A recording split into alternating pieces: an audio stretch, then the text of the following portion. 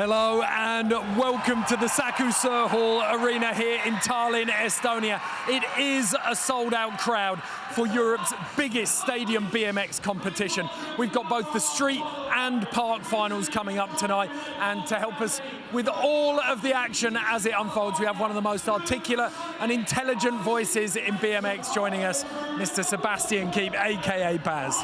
Thank you, Ed. Very excited to be here. We've got 23 of my favourite riders about to go and ride this amazing simple session course. It's going to be insane. It's the 20th anniversary and it's a special year, and I can't wait for the action to get started.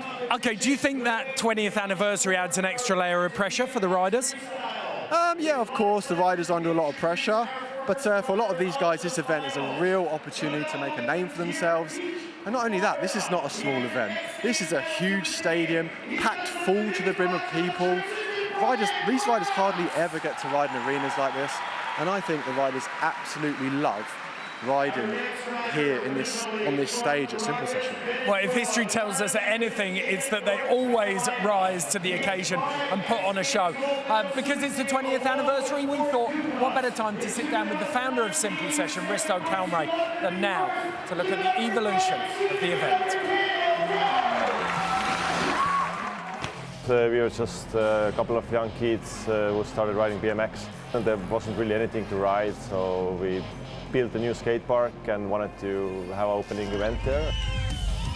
At first it was called something else the first year, and then it went good, and next year we already named it Simple Session. So it was way different in the end of 90s or beginning of 2000s. Progression has been like beyond limits, you know, it's totally crazy. Riders have thrown tricks that's never been seen before. Perfect 1080.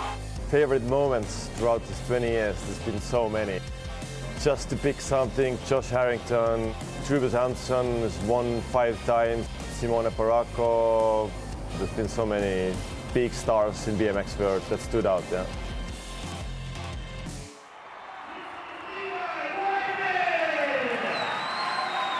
So you can see the riders starting to warm up on the course. The street finals are going to start very, very shortly. But how does it work, Baz? You've got one course here and 2 disciplines with street and park. How does it cater for both?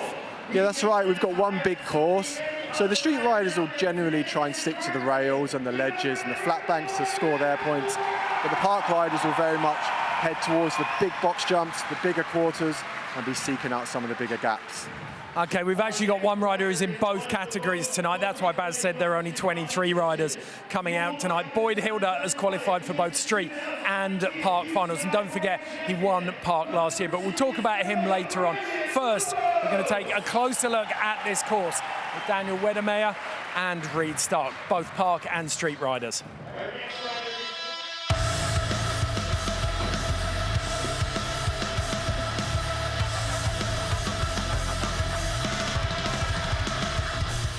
Yo, this is Reed Stark. And here's Daniel Wedemeyer. And we are doing the DJI course preview.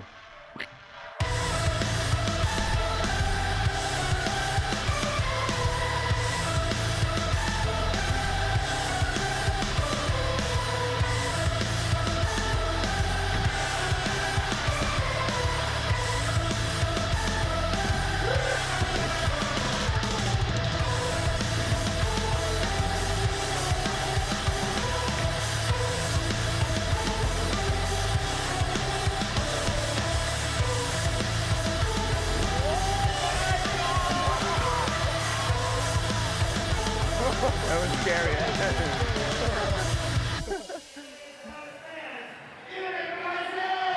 No doubt that once again, Nate Wessel and his crew have absolutely pulled out all the stops with this course, and as always, it's the star of the show. But qualifiers, no shortage of drama in BMX Street. Who stood out to you, Baz? There was so much good riding, but Joe Jarvis was absolutely amazing. You know, he was definitely the underdog. He had that huge 360 right at the end of his run. He was an absolute crowd favourite. He had a little bit of everything too. Lots of variety, you know, used the ramps as well, and he was definitely one to watch yesterday. And I heard a rumour that he quit his job to come out here. Yeah, that's right. That's how much Simple Session means to some of these riders. Okay, after Joe Jarvis, who would be your next pick? Courage Adams was he was so good yesterday. He did the most difficult run I've ever seen in contest history. He wobbled a little bit on his second run. That's why he didn't finish in the top spot, but he was incredible yesterday. Check it out, that nose really to grind to 180 out. On that first run, for me, that was as good as any run I've ever seen at Simple Session. I think if he can pull that out again or anything close to it, he's in the running for the win here today. 100%. And then Broc RAIFORD, first place qualifier.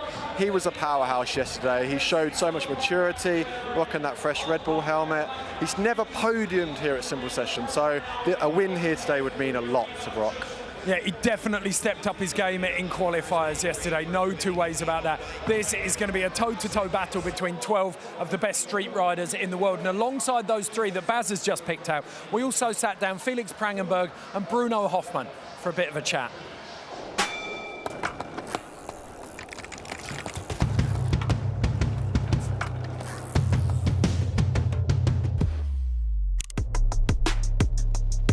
I'm feeling good, glad to be back here.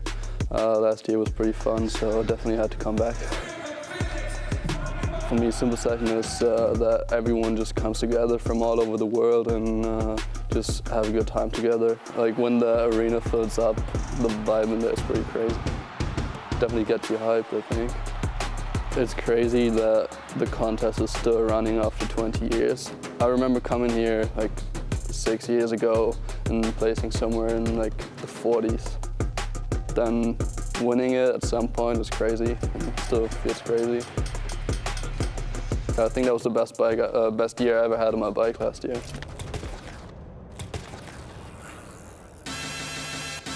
It's kind of cool because it's always at the beginning of the year and you see everyone. It's like a school reunion almost. I can't even count how many times I've been here because I've been on and off. But it's definitely developed into a big contest, and yeah, the level of riding is always pretty good. It speaks for itself that people still come out here after 20 years, I would say, and in street and park, so it's kind of cool to see because you don't really get to see many park contests anymore. Looking forward to it.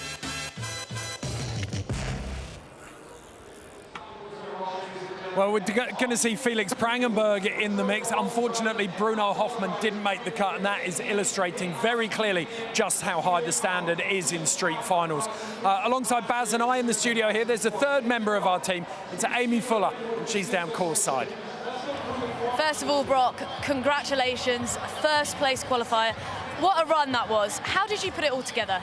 For me, I definitely came here with a mission. You know, first day of practice, I just started to try to lay something down and get something in my head kind of set in concrete. That way I knew a route to take. And then from there, I just tacked on my ability to ride a bike, and you know, that ended up putting me in first place for qualifying. So I'm hoping to go out there today and do something similar, and yeah, I'm looking forward to it. And with finals coming up, what can we expect to see from you? You can expect, for me, something similar, but it's definitely going to be amped up a little bit with like little things here and there, just to, you know, more so solidify a podium position if I can. And yeah, as long as I go out there and do my best for myself personally, then I'm stoked, you know. So at the end of the day, I'm just stoked to be out there with my friends riding BMX. Nice one. Well, congratulations and good luck in the finals. Awesome. Thank you so much. Well, he certainly looks relaxed, Baz. Last thing to talk about before we get into the finals is the format. How's it going to work? So today it's 12 riders, 2 runs each, only taking the best run, so it's best run counts. Yesterday was a little bit different because they combined the 2 runs together. Okay, so it's all on one run score. More imperative, though, that you get a solid run down first. Oh, 100%. If you mess up the first run, the pressure on your second run is immense. So they're going to want to go out and put the first run, get it solid. Okay, time to earn your money. You're the expert. Who's going to win? Ed, if Courage goes out there and pulls that run he's got planned, it's so difficult. It's almost impossible, the run he has planned. There's so much balance involved. No one will beat him. Absolutely no one. Okay, I like that. I'm going to go for a Boyd Hilder double. He's in street and park, and I'd love to see him be the first man to win both. We're going to take a very short break. When we come back, we'll have Simple Session 20 BMX Street Finals.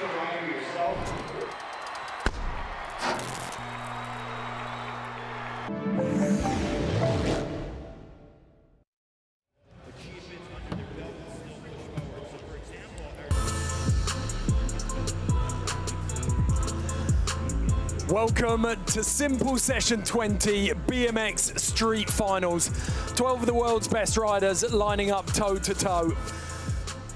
This course is an absolute behemoth. So let's take a look at who's up and riding. We're going to kick off with Joe Jarvis. Straight after that, first Scotsman ever to win an X Games medal, Alex Donnachie.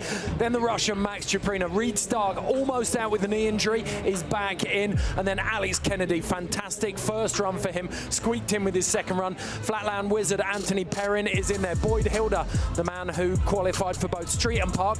Mark Burnett, the guy whose star has been rising consistently through every single simple session he's entered. Justin Spriet, Felix PRANGENBERG, last year's winner, and then those top two spots that we mentioned in the pre-show, Courage Adams and Broc RAIFORD.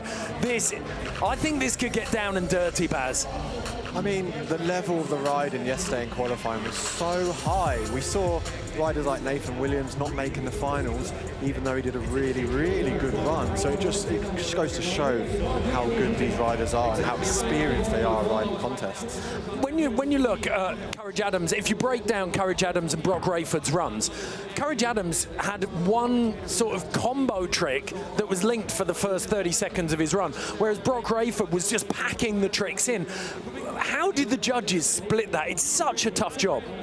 Well, the only real reason that Courage didn't qualify in the first place position is because yesterday it was 2 runs and it was a combined score of both the runs. But Courage's first run was so good, it blitzed every other run in the whole contest, but he had a few wobbles in the second run. That is why he sat in second place spot. Okay, we'll get into that conversation as this competition develops. If you want to join in the conversation, you can using the hashtag Simple Session or Simple Session 20. The man now sat out on his own in the middle of this course is Northwich's finest. Joe Jarvis now lives in Liverpool. He's working in a bar restaurant. Oh, he's got an ankle brace on there on his right foot. You can see that. Yeah, he was working in a bar restaurant, but he jacked it in to make sure he could come out to Simple Session, as Baz said. And now he's ready to throw down. He absolutely sent it. And I think one of the most important things to say, Baz, was that he was in one of the very early qualifying heats, and the judges saw 14 street qualifying heats yesterday. So it's the law of diminishing returns. They kind of forget how impressive the early runs were. So he did really well to survive the cut. Absolutely. Check it out, starting his run with a trick that relies on a lot of balance and control. It's a huge gamble. Pulls it nice and clean. Looks so steady. Look at that, up round to 360 out. Nice little bar spin, turning round. And there's that whiplash. Oh, the foot down. Just dabbing a little foot.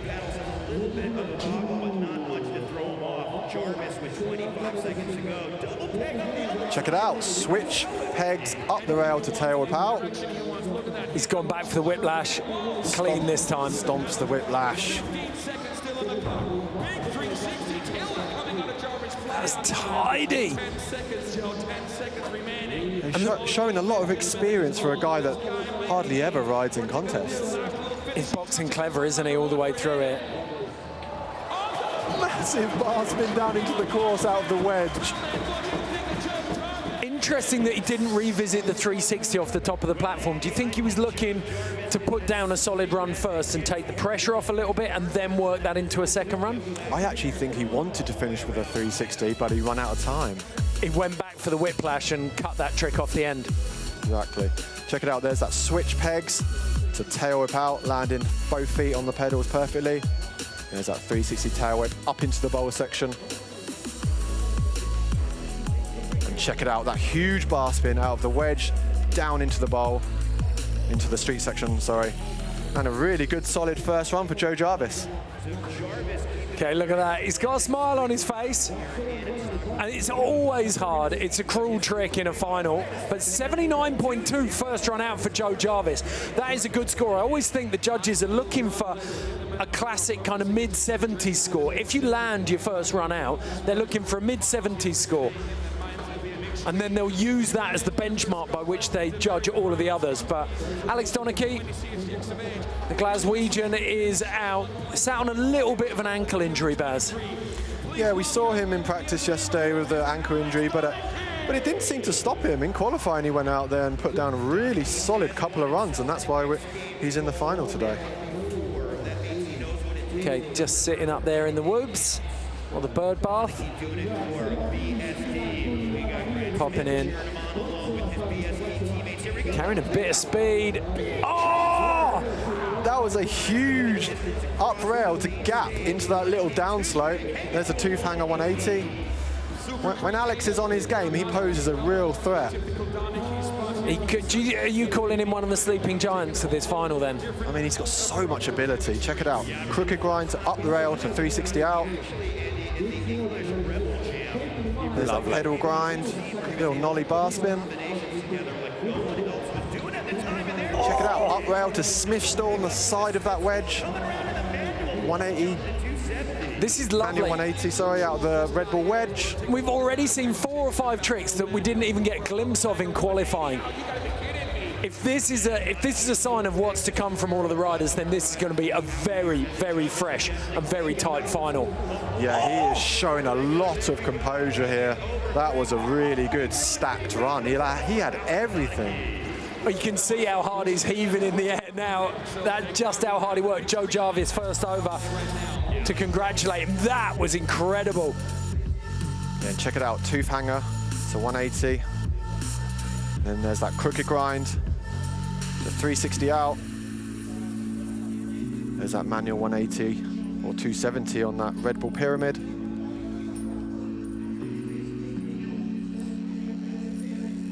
So technical, his riding. He's got a lot of tricks that none of the other riders can do.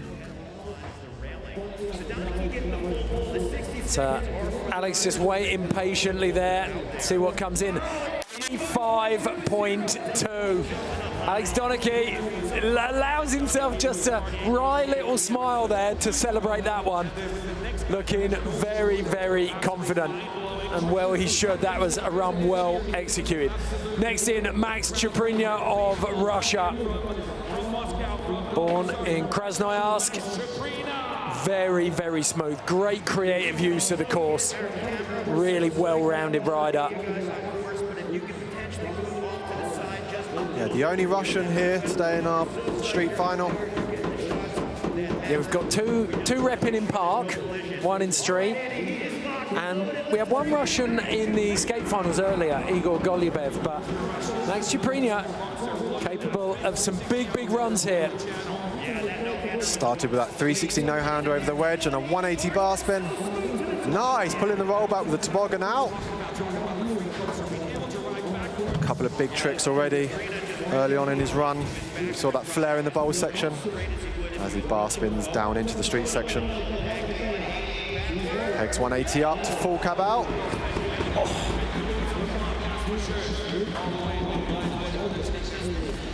Started really strong here, Max Chuprina. Felt like he just reset for a second there, got his breath back after the intensity of the first 30. See if he can back it up on the second 30. Nice. Feels like he's going to need a couple more tricks in the final 10 seconds. There's that feeble 180 bar spin. Nice. Yeah, he lost a little bit of the momentum out of the first 30 seconds there, didn't he? Yeah, he had a jam-packed first 35 seconds and it sort of slowed down a little bit. Check it out though, that 360 tuck no hand over the wedge-to-wedge gap. And then that 180 bar spin with the rollback.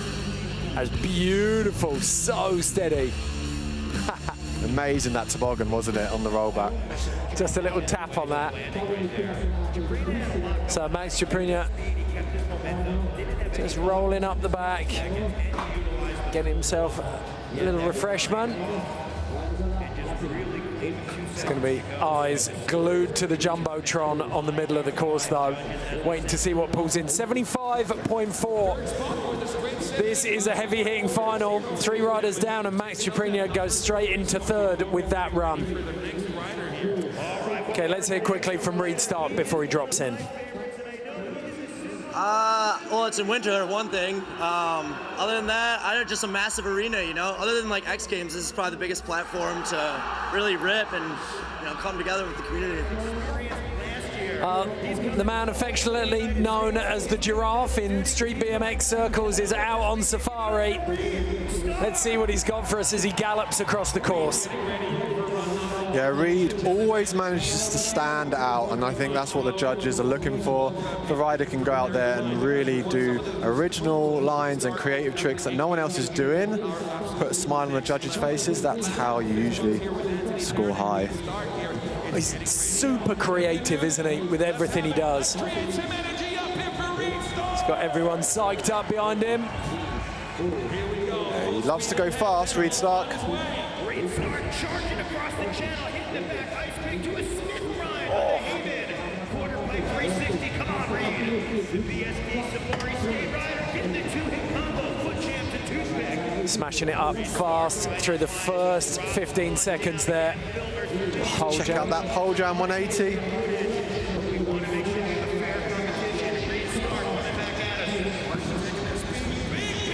Look at that huge double peg grind up into that wedge. That was a massive bunny hop to get up there.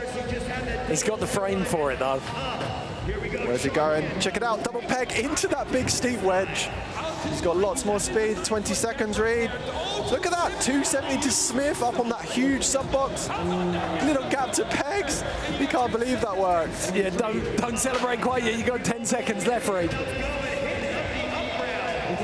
Can he finish with one last trick?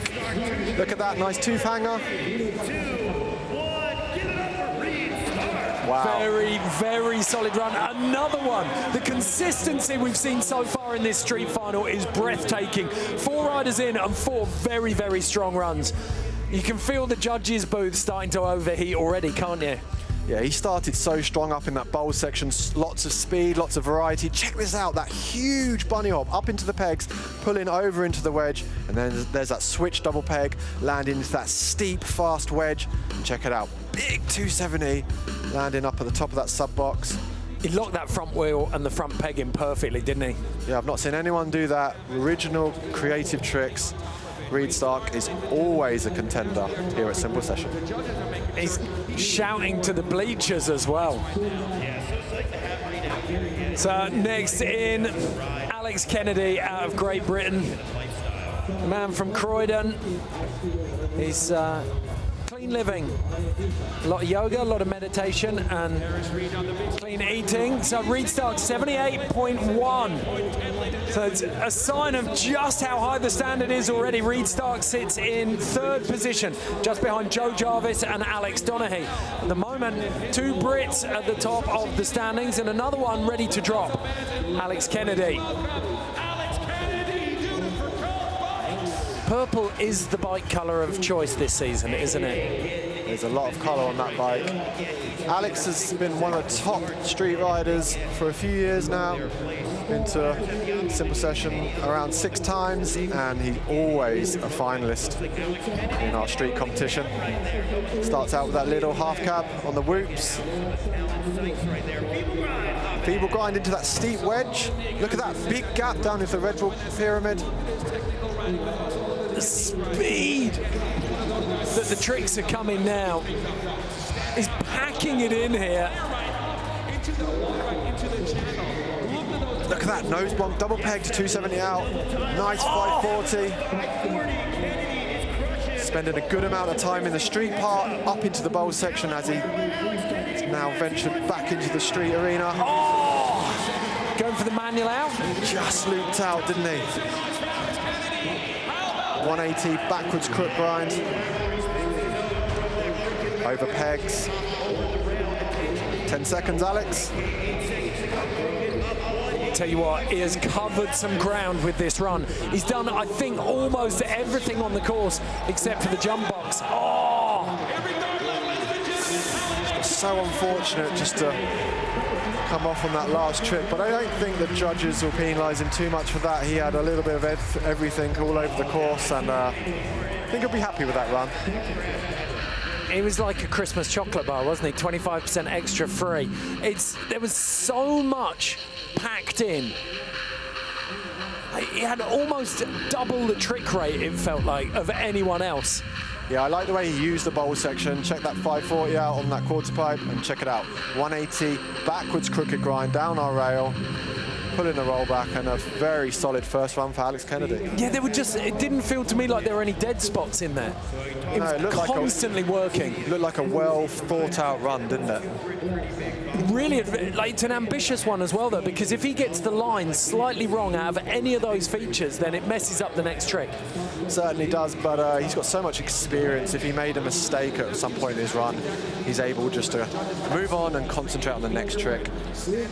Okay, doesn't look like he's taking too much notice of the score up there. He's just processing what's gone down. 77.3. Fourth place for Alex Kennedy, just ahead of Max Chuprina, just behind Reid Stark in third. Next in, the French flatland wizard, Anthony Perrin. Incredible bike control, hasn't he? Yeah, Anthony's very capable of delivering some of the best video parts BMX has ever seen. He recently won a Nora Cup for Video Part of the Year in the Federal Video, so it just shows how much ability the young Frenchman's got. Starts off with a truck driver into the street section as a tooth hanger down the rail. Nice, tooth hanger up the rail, 3 big tricks. Into wall ride. Yeah. That was unreal. Judges have got to have the microscope out on this run. There's so much little detail being thrown in by Perrin. Look at that, bar spin gap to wall ride down into the wedge. There's that tooth hanger 180 bar spin. Wow. Super tech here with Perrin. He makes it look so easy. I absolutely love watching Perrin ride. Check it out, he's got tail whips too. Yeah, very casual. Love the way he throws that bar spin so quickly on that tooth hanger 180. Yeah, it looks like he's operating in a different space-time continuum to the rest of the riders, doesn't it? Everything's going that much slower. The bike seems to hang in the air for him a millisecond longer so he can get everything finished. So time's up for Anthony Perrin, and the judges' work now begins. They've got to try and compare this to potentially Joe Jarvis, or it actually wasn't too dissimilar to Alex Donnachie's run. Yeah, he had a lot of technical tricks, that's for sure, and I like this, look, showing that he can do the part tricks too with that tail whip air. Really good first run for Anthony Perrin. He has a cushion to lean on now in going into his second run. He definitely he didn't leave anything to waste there, did he? So takes a bit of a breath. So 6th rider down, 6 still to drop here at Simple Session 20. It is Street BMX Finals, and we're midway through the first runs. We've already got some cracking scores on the board. Alex Donnachie is in first with 85.2. Joe Jarvis just behind him, 79.2. Reid Stark rounds out the top 3 on 78.1. The level is so high. I mean, we've seen hardly any mistakes from these riders, and this is absolutely amazing how they can go out there and put a full run together, full 60 seconds. Such a cardiovascular workout, and credit to the guys. Well, the hardest thing, they actually lost, I think they lost today on full training on the course. So people are still kind of finding their lines, and I think that's what's really made the finals quite exciting, because between qualifiers and finals, people have actually started unlocking new lines, new tricks that they can throw into different areas of the course. Yeah, that's absolutely right. You know, these guys have never ridden this park before. They've only had a few days to get used to it. But not only get used to it, get good enough on it to compete with the best riders in the world. So 80 points for Anthony Perrin. Second place for the Frenchman. So to run it more, but I couldn't fit it into the runs and stuff like that. So I just thought, why not do both? It's putting a lot on my plate, but it'll be all right. We'll enjoy it. One of BMX's true renaissance men, Boyd Hilder. The word all-terrain vehicle is thrown around a lot in action sports, but Boyd Hilder truly embodies that spirit, doesn't he? He can ride anything. Yeah, I can't believe that he's competing in both events. I mean, you rarely see that these days. And, you know, he went out there in qualifying yesterday and just showed that he's so capable on every part of the course. And I think that's really going to help him, not only in today's street contest, but also in the park competition later on. Yeah, 100% Boyd Hilder can do it all. I think the biggest issue for him is not in any way skill, it's going to be stamina. Just keeping this intensity up. Lovely foot plant to start.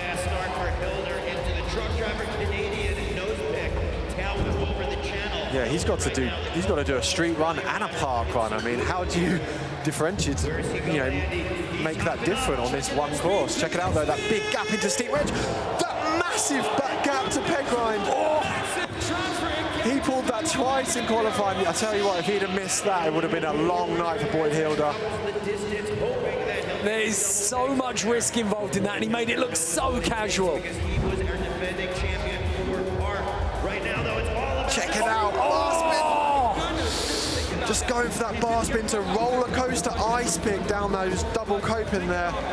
So unfortunate to come off. He looked like he got stuck on the last foot or so of the coping. Do you think it could have pinched the wheel? Yeah, I'm not sure what happened there. Maybe that wedge has moved slightly. But check it out. Started with that big truck driver over the wedge to wedge. Check this out, that huge gap. Aiming for the double peg and just about getting on there. Unreal. Crooked grind to bar spin. Wow. Alex Kennedy giving him the high five. So Boyd Hilder is left all the pressure for the second run. He's so relaxed though. I think he's allergic to pressure, so. Waxing up the pegs.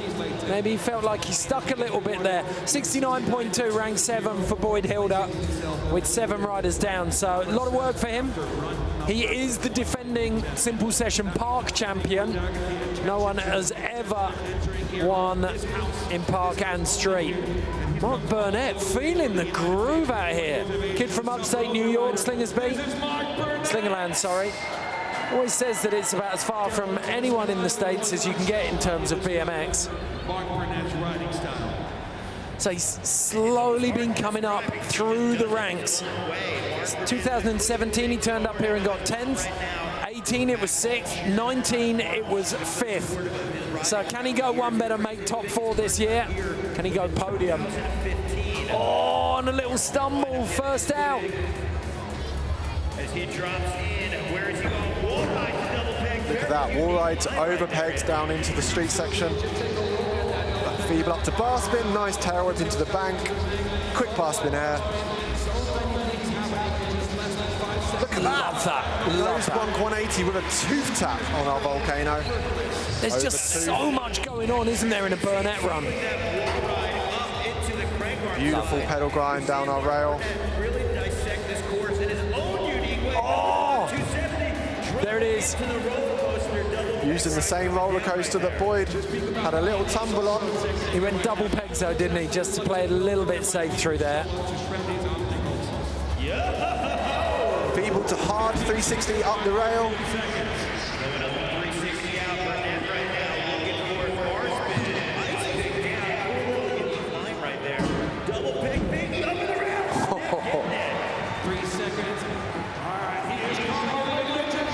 So Burnett calls it.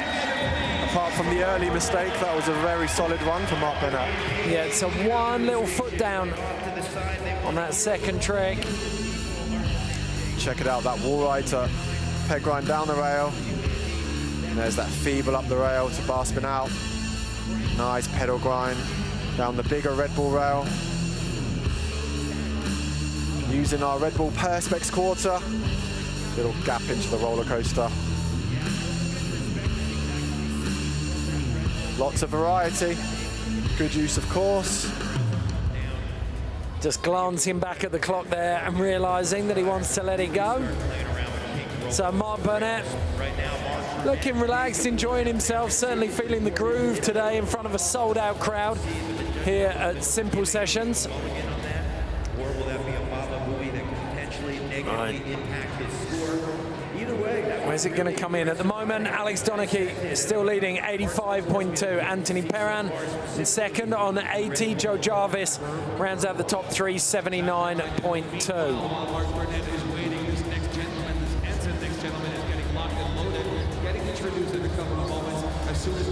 So Burnett's score coming in 79.6, good enough for third position for Mark Burnett.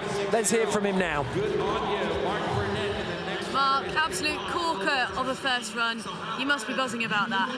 Yeah, I mean, I practiced the beginning so many times, and then first thing I do, I mess it up. So you gotta collect yourself, get back out there. And I thought the run that I had planned was gonna be like 45 seconds. And even with the barbell, I looked up and I had 30 seconds, and I was like, oh, well, better reconfigure and go into the next run knowing what to do better. And I got to add more tricks this time. How tough is it to put a run together on a course like this? No, it's pretty easy because there's so many different things you can do, so many different places you can go, so many different areas you can end up in on accident. You just have to have a trick ready for everything and hope that you can put it together the way that you want to. Awesome. Well, fingers crossed for the next run. Good luck. That's really interesting to hear him talk about that actually he had way more time than he thought. Yeah, it just shows how prepared you've got to be. You've got to be ready for any scenario when you're out there. Okay, next in, the kid out of Murrieta, California. He looks like a park ranger. He rides like an absolute boss. Justin Spriet, arguably the best moustache in BMX. Been riding a bike since he was 4 years old. His mentor and his inspiration is his dad. Still rides with him. So let's see where he's going. Look at that pedal grind up the rail to tuck no hander out right at the start of his run. What an entrance. Make no mistake, Justin Spriet means business. I love watching Justin ride. He does so many little original tricks that no one else is doing. Check it out. Switch hanger up in our bowl section. Look, oh, that was a switch hanger to over tooth on the other side of that bigger Red Bull rail. It's insane just how technical these tricks are, but also how consistent the riders are on them. To be able to put that in a comp run. Yeah, a whole 60 seconds as well. It takes so much out of these guys. You have to be so fit. Spriet is prowling the course like an apex predator, isn't he? Looks very comfortable, doesn't he? Check it out. Finishes with a really technical trick on our flat rail. If anything, he looked almost defiant there. That was incredible. Absolutely zero mistakes from Justin Spriet. He looked comfortable, he looked confident, and he had a little bit of everything out there. Check it out, that pedal grind up the rail to tuck no hander. Are you kidding me? There's that 180 crooked grind, half cab out. And so clean. There it is. Oh, how did he line that up? He must have prepared for this event for a long time. Check it out, that's so technical, that last trick. But he just made it look so easy. I think I'm going to call it now, yes, the moustache. He's not even out of breath, look at him, he's chilling. Yeah, everyone else has been huffing and puffing at the end of their runs. Someone get these guys some paracetamol. The judges are going to have a serious headache by the end of the second run. So Spriet waiting patiently. I called him defiant earlier. That is definitely his pose, isn't it? I just can't believe how relaxed he looks after that, you know. He's not out of breath, he just went out there and was business as usual. Well, he's saying, I dare you. I dare you not to put me in first place. Oh, he's eyeballing someone. Who have we got in the judges' booth? I know that Hank's over there, isn't he? I think Akim Kujawski is, yeah, there he is in the red beanie. And Marcus Wilkie He once finished second in the X Games, the German rider. Okay, 78.6. Interesting. So 5th place just behind Joe Jarvis, just ahead of Reid Stark. Now we go back down to the bottom. It is last year's winner, man who is so technical but so fluid on this course, Felix Prangenberg of Germany. What are you expecting to see here, Baz? He's always starts strong, Felix. You know, he's definitely got all of the tricks that it would take to finish in the top 3. Just whether he can handle the whole pressure of being last year's winner. Yeah, there's a big target on your back, isn't there? Look at him charge across backwards. Wow, what a start though. We know that Felix Prangenberg's got a lot of fans. So he's given the bowl a bit of love there. Coming into the street section now, and he's going to get to work. Oh, are you kidding me? That was ridiculous. Where did that come from? Felix is on fire right now. Last-minute disaster, 180 out.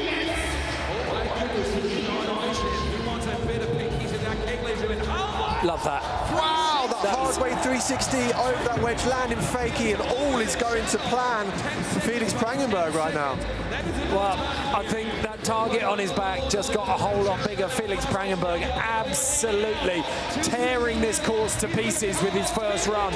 Last year's winner setting the bar very, very high. The judges are going to be thinking about this score for a while, no doubt, but I think it's safe to say that is going to put him in the top 3 places.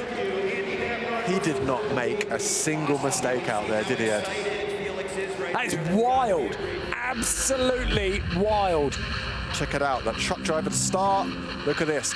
Big tuck no-handed air on our wedge, up in the bowl section. Fast plant over the Red Bull Pyramid. Check how fast he spins on that. That's a cab 7. Pulling the roll back, he'll be so elated at that moment. I didn't want to call it at the time. It's a cab 7. Unbelievable. 180 to oh my goodness. There's that over pegs. Little easy way 180 out, right at the end of his run. Felix Prangenberg has taken a flamethrower to the street finals here at Simple Session 20 and lit this arena up. Now everyone knows what they've got to do. We're expecting a big one here. Felix Prangenberg watching the score. 88.6 for the man from Cologne. So let's hear from Felix Prangenberg now. Amy Fuller's with him. Felix, fantastic first run coming into this as reigning champion. Is there added pressure to perform? Thank you so much. I mean, you put yourself under pressure, kind of. I'm just trying to take it easy and don't even think about it. Just have fun and try my best. Yeah. Mega. Well, fingers crossed you stay at the top. Good luck for the next run. Okay, so Prangenberg leads, but there's 2 of the best street riders in the world still to drop. The first of which is Courage Adams. Like something part of already my life, I think. It's already my 6th time here in Tallinn. For me, it's something that, I don't know, it's a lot of fun. Man from Nigeria who lives in Pamplona. Courage Adams arguably banking one of the best street runs Tallinn has ever seen in qualifiers. Can he replicate that? Can he better it here in the finals? Things are starting to heat up very, very quickly, Baz. Yeah, I mean, that run he put down yesterday was so difficult. It was almost impossible, you know. Imagine having to do that first go right now. You know, Courage is absolutely shocked the BMX world. Not many BMXers are capable of shocking everyone. Some of the only riders in history that have done that, Van Homan, Garrett Reynolds, and Courage is definitely on that list. Check it out, that bar spin to manual. Over the whoops. See, just drop that manual there. It's so difficult when you go into balance tricks to start the run, but you're going to look for the 360 out.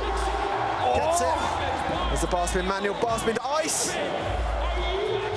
Here we go, Courage. There's that nose manual. It's a double peg to 360 out. It's looking solid. It's looking very solid, other than that tiny wobble at the beginning of his run. Truck to fakie up in the bowl section. There's that half cab over the little spine. Check it out on the box jump. Nose wheelie to 360. That is so special. Oh, Courage just going down on that switch tail whip out of the up rail. So unlucky. So not quite able to replicate yesterday's form.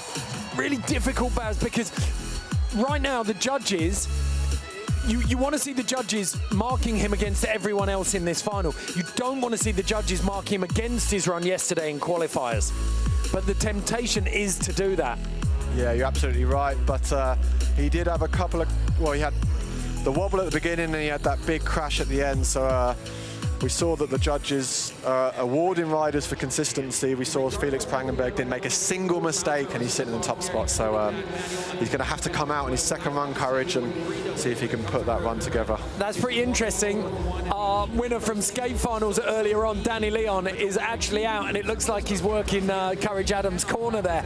He's got the towel, he's got the water, he's making sure he's ready for the next round. So Courage Adams will wait for his score, but and he's working his knee there. Hopefully that's nothing serious. Yeah, I don't think the score's going to be, I think he'll probably not get the best score, to be honest with you, but it can't be, considering the standard of riding that we've seen in the last 10 runs before him. It can't be a big score. There are some insane tricks in there, but they're gonna have to pare it back. By how much is the question. Yeah, he's gonna have so much pressure on himself for the second run now. So at the moment, we've got Felix PRANGENBERG on an 88.6, 82.34 for Courage Adams, just behind Alex Donnachie in second and Felix PRANGENBERG in first, which means that with a relatively average run by Courage's standards, he's still on the podium. One man left to drop. First runs of Simple Session 20 Street BMX Finals. It's Broc RAIFORD, first place qualifier. Can he put as much bounce to the ounce in his finals run as he did into his qualies runs? He was super consistent, Baz. Yeah, he had tricks all over the course, and he sort of, I think he beat Courage with the amount of tricks he did rather than the quality of his tricks. But check it out, that big tail whip down into the steep wedge, bar spin to ice down the Red Bull rail, little bar spin disaster. There's that pegs up to over 360. Hacking so many tricks into his run. Little tail whip over the Red Bull pyramid.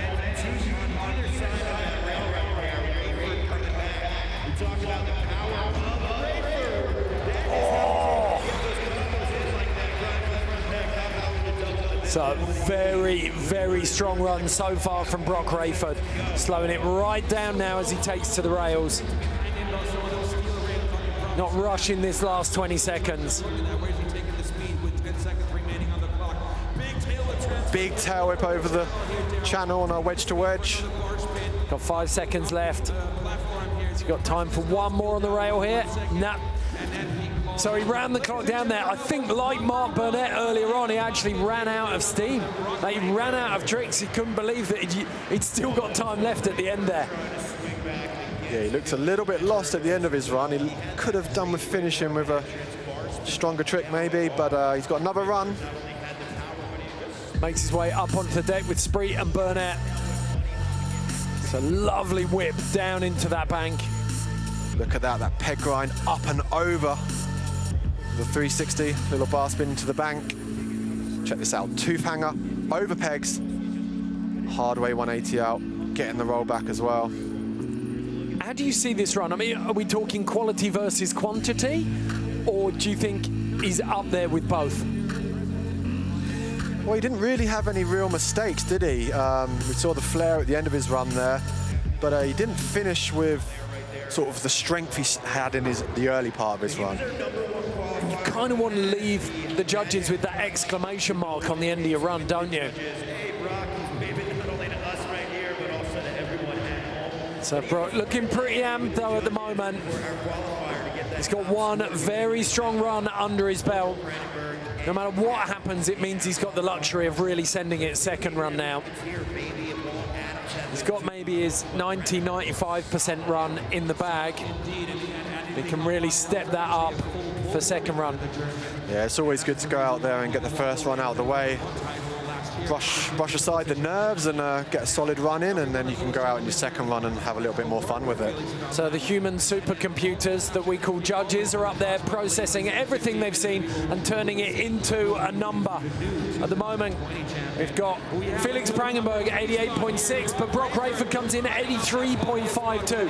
It's good enough for third place as it stands at the moment. Brilliantly, Alex Donnachie, who dropped in second, qualified in 11th place, has held on to second place with that 85.2. Felix PRANGENBERG in first with 88.6. Broc RAIFORD in third on 83.52, but very, very tight all the way down to 8th position there between Courage Adams and Justin Spriet. Look at the back end, Reid Stark all the way down to Boyd Hilder. This is going to be a very, very tight final. We're going to take a short break. We'll be back with second runs very shortly.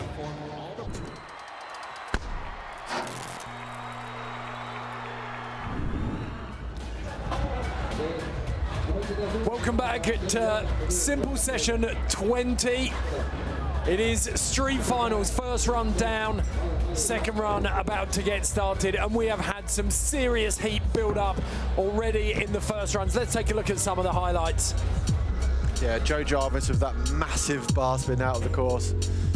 Alex Donnachie with that up rail to massive gap across the big flat section at the top. Check that 180 bar spin over the channel gap. And Max Chuprina. And Reid Stark with the pole jam 180. And Alex Kennedy, man, always so nimble on his bike. Beautiful little tabletop. Anthony Perrin. I love that tooth hanger up the rail to wall ride by Anthony Perrin. And then there's Boyd Hilder with the truck driver to start.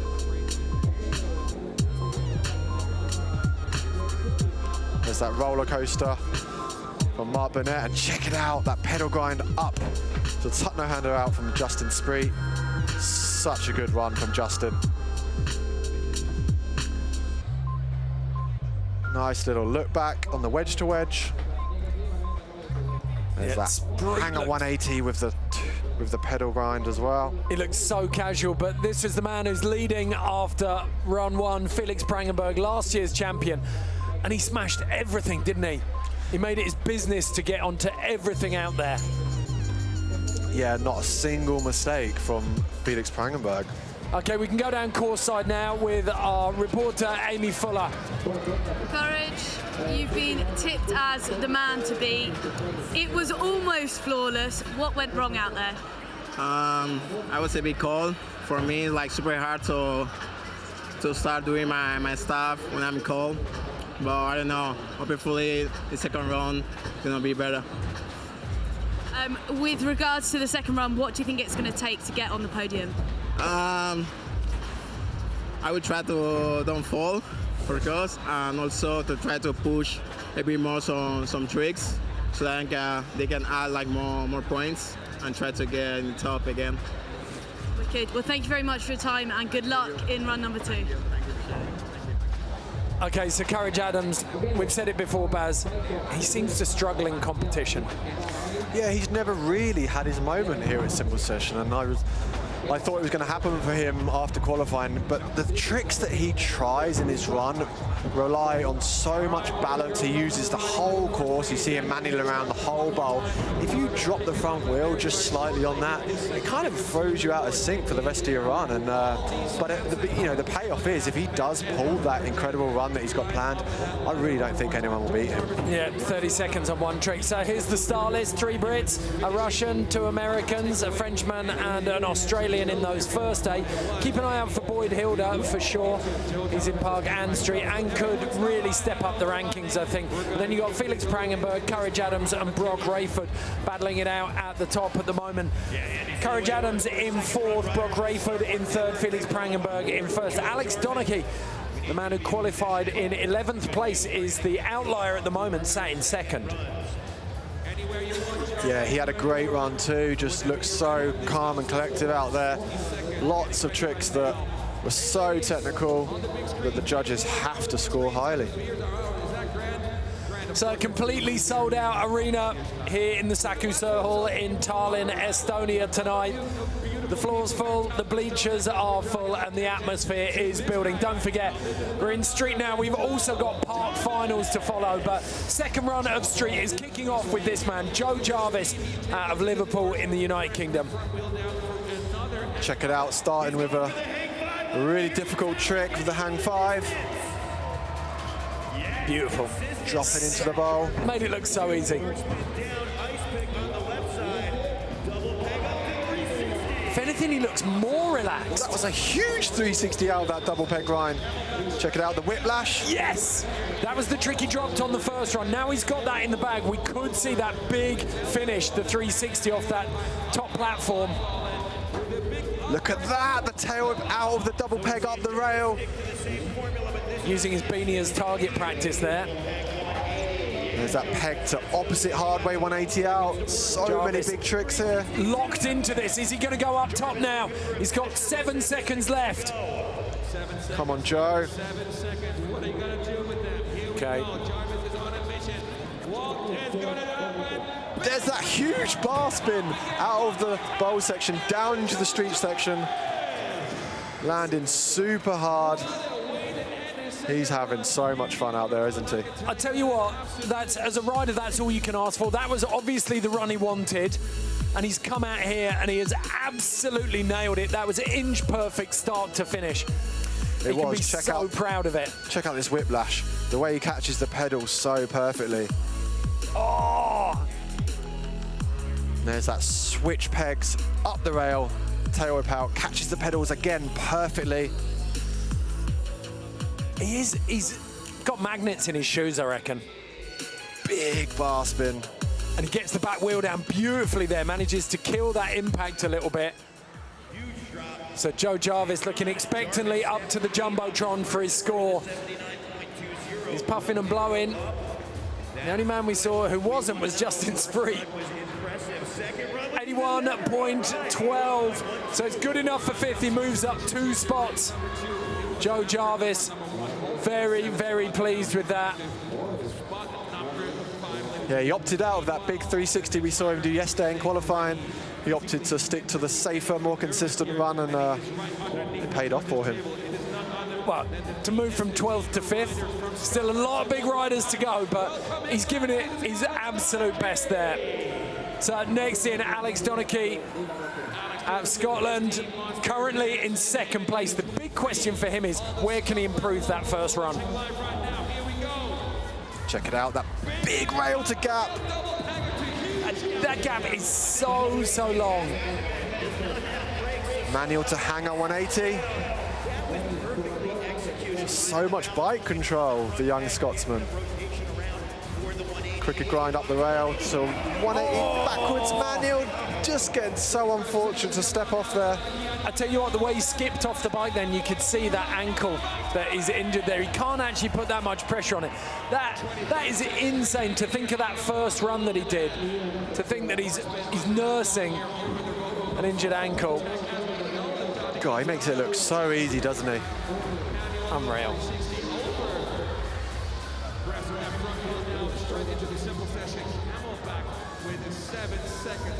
Lovely little Smith grind to 180 out. So Alex Donnachie lets this second run go, gives the crowd a wave, and knows that it will be a long and nervous wait now. 10 riders left to drop to see if he can hold on to that second position. He got so steep on that hanger there. It's beautiful, wasn't it? Up rail to little Smith stall on the side of that wedge.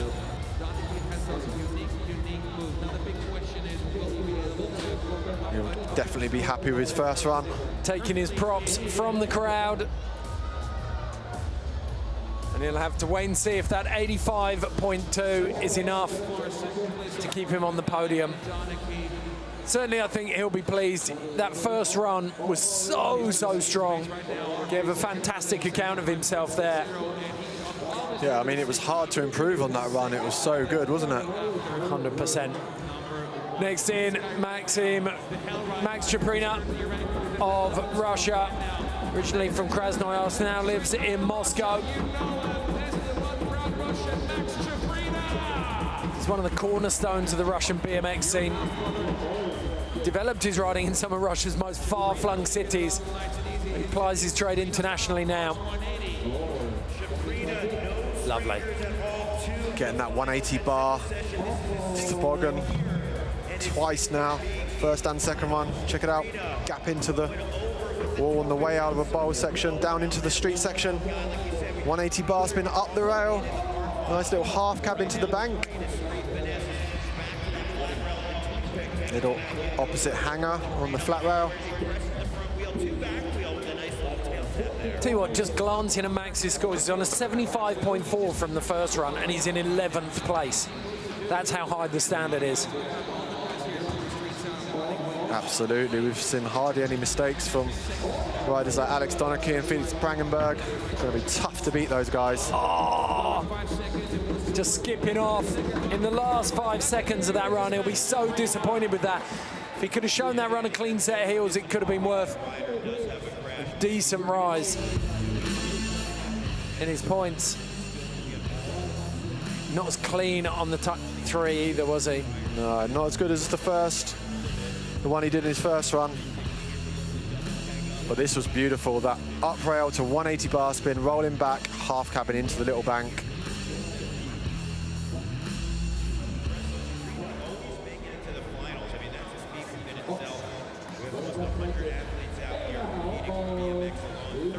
So wait for the scores on Max Chuprina. 75.4 from his first run will be the score he takes. 71 for that second run score. So unfortunately, Max Chuprina sat in 11th and he's still got Hilder behind him. So we wouldn't bet on him not taking the wooden spoon here, unfortunately.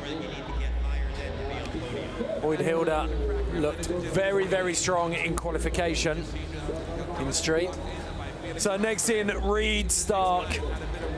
Talked about him so much, Baz. So creative. He's got those really unique lines that set him apart for the judges, really make them sit up and take notice. Yeah, and he's such a positive guy.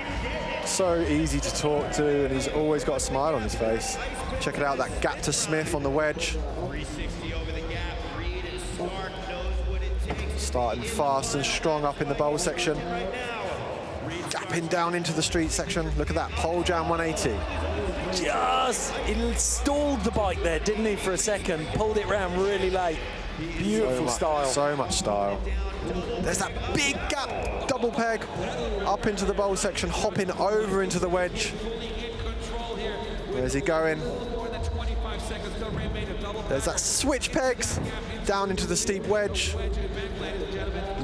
Big 270 to Smith.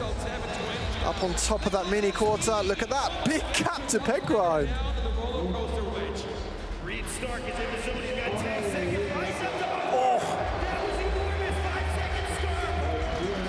Oh, the 180 to backwards ice right at the end of his run.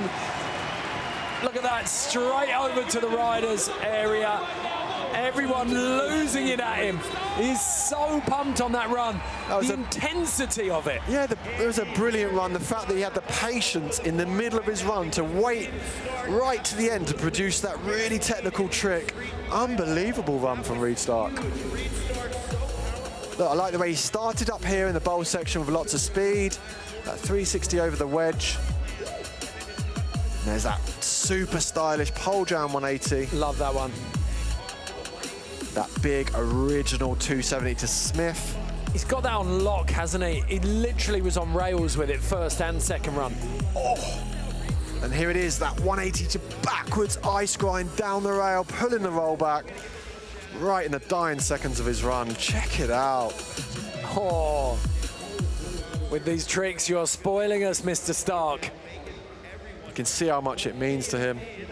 82.88, fourth place for Reid Stark. He's pushed Courage Adams and Joe Jarvis down into 5th and 6th, respectively. So Reid Stark currently in the top 5 with his second run. Still got 7 riders left to drop, though, and it could all change. Alex Kennedy currently in 10th place. One of London's finest, if you call Croydon London. Starts with that 180 within the whoops, up in the bowl section. Feeble on the sub box to X up out, down into the flat bank. Straight into that big gap. Nollie to tooth hanger. He started with a lot of tricks in a small amount of time. Check it out, nose bonk to double peg, 270 out, stabbing a foot, 540 out. Getting the 540. Yeah, it's nice 360X over that little spine. No foot can on the Red Bull Pyramid. Tooth hanger to over. 180 double pegs down the rail. So many tricks in this run.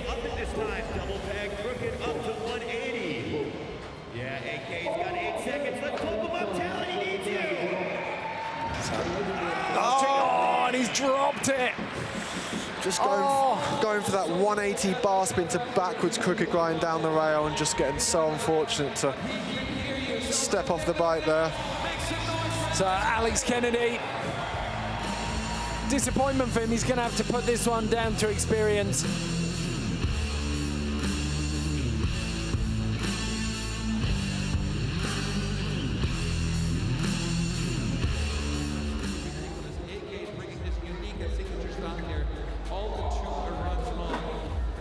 So Alex Kennedy making his way back up to the top there. Interesting to see 77.3 is current score. Top 5 is going to take an 81 and change if he wants to beat Courage Adams into those spots. I don't think we're going to see that though. So just taking a breather there. Puts in perspective just how composed Justin Spriet was on his run. Next in though, we've got Anthony Perrin of France, one of the most technical riders out there. So second run score 77.2, so he's 0.1 behind his first run score, so Alex Kennedy will not move up. It's at best 10th place for the man from Croydon. Now, 80 points is good enough for 7th. Such is the consistency of the riding in the Simple Session Street Final here. We're into the business end of the second runs now. Last 6 riders dropping. And this is Anthony Perrin. What are you expecting, Baz? He looks like he's asking some people to move out of the way. So it could be something big. Check it out. Starts with the truck driver into the course. There's that tooth hanger up to wall ride, just having to step off slightly. He's let that go a little bit, and it looks like he's backed off. Beautiful looking truck driver over wedge to wedge. Yes, that's that nice bar spin, gapped wall ride. Check it out, tooth hanger. Ah, he wanted the 180 bar spin out of that tooth hanger.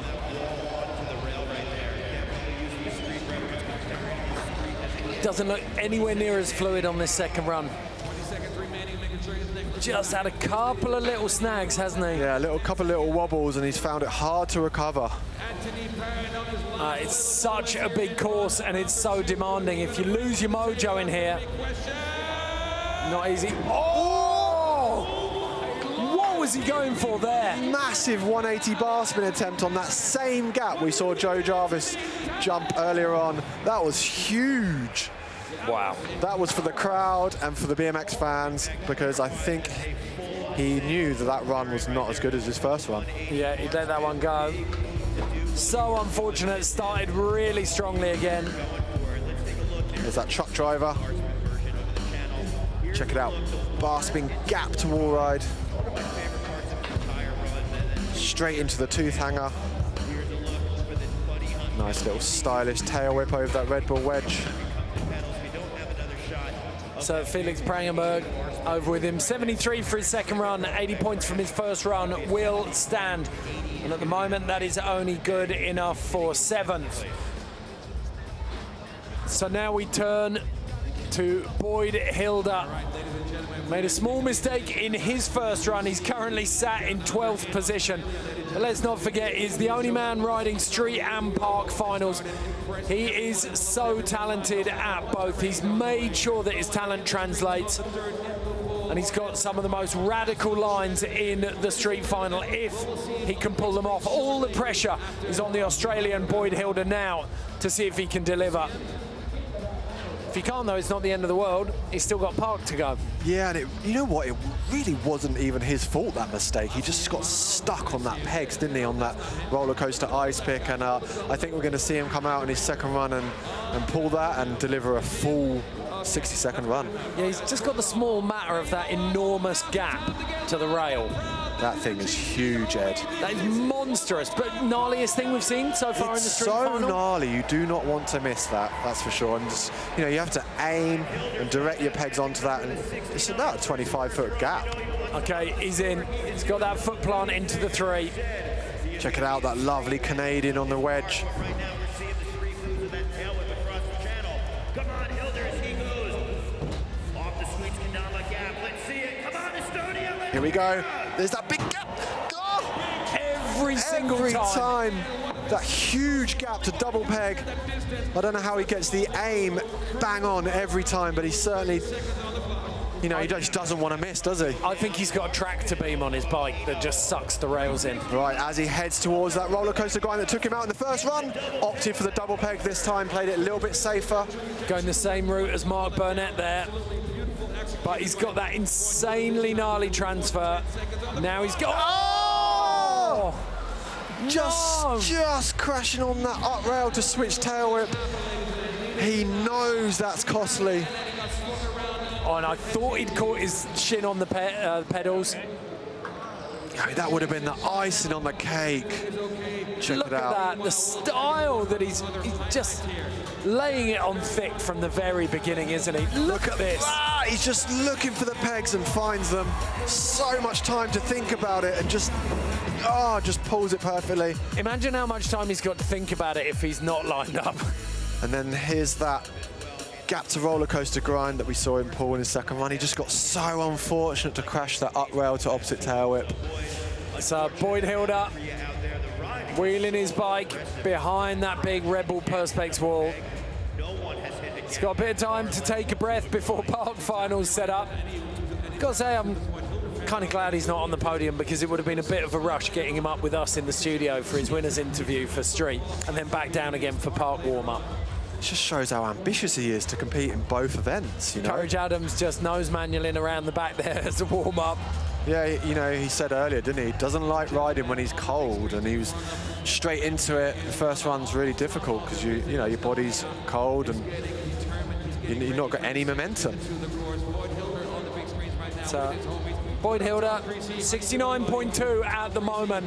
Top spots, Felix Prangenberg on an 88.6, Alex Donnachie on an 85.2, Broc RAIFORD on 83.52 are the top spots.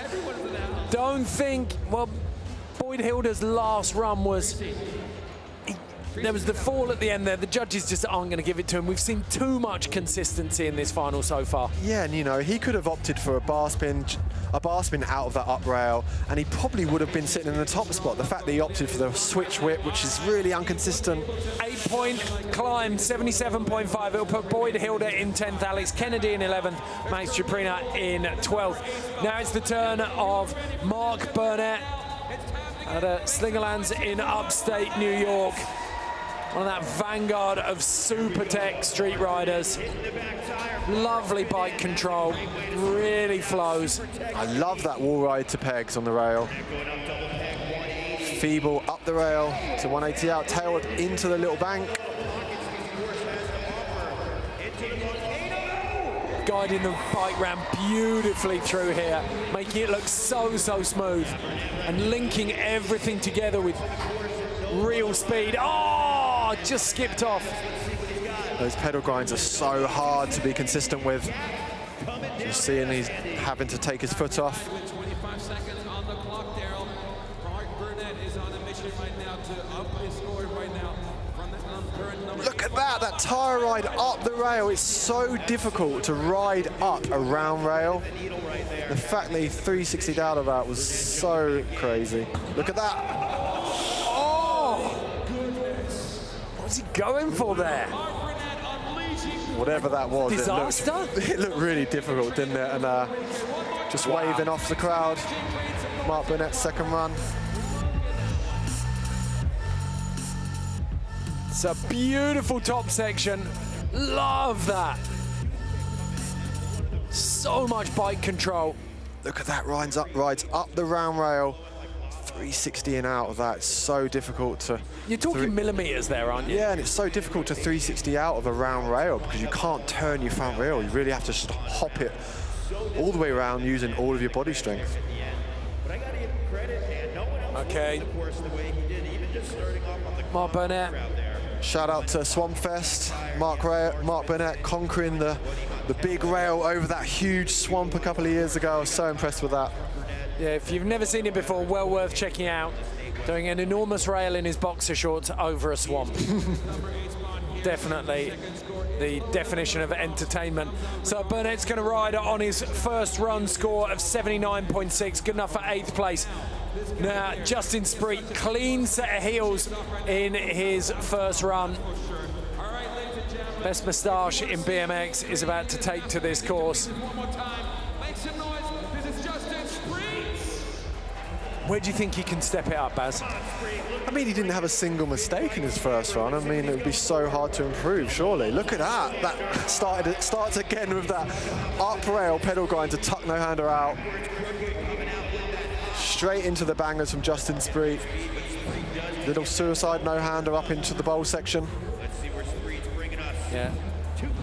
I reckon he could look at sponsorship from Silicon Valley, he's that tech. Oh! So difficult, that trick, going tooth hanger to over tooth on that bigger Red Bull rail. Yeah, so much core strength involved in that trick. There's an over Smith up the rail.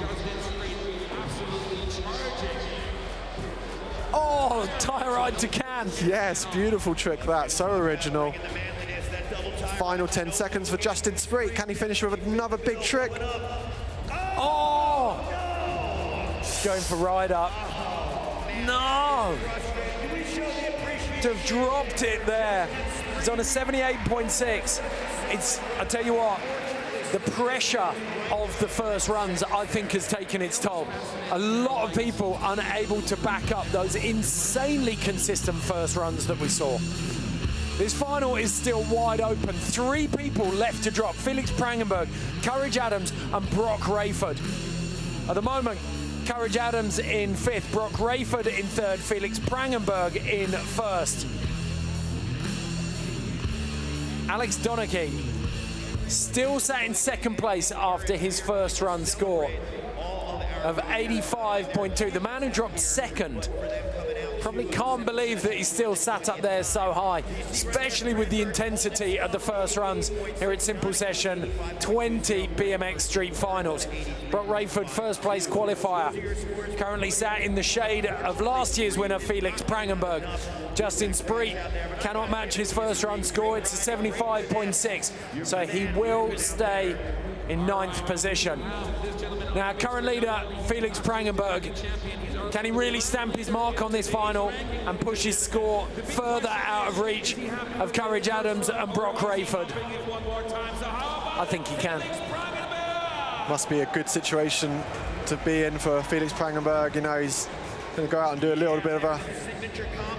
try and improve slightly if he can, but his first run was so dialed. He's attacking this course, taking no prisoners whatsoever.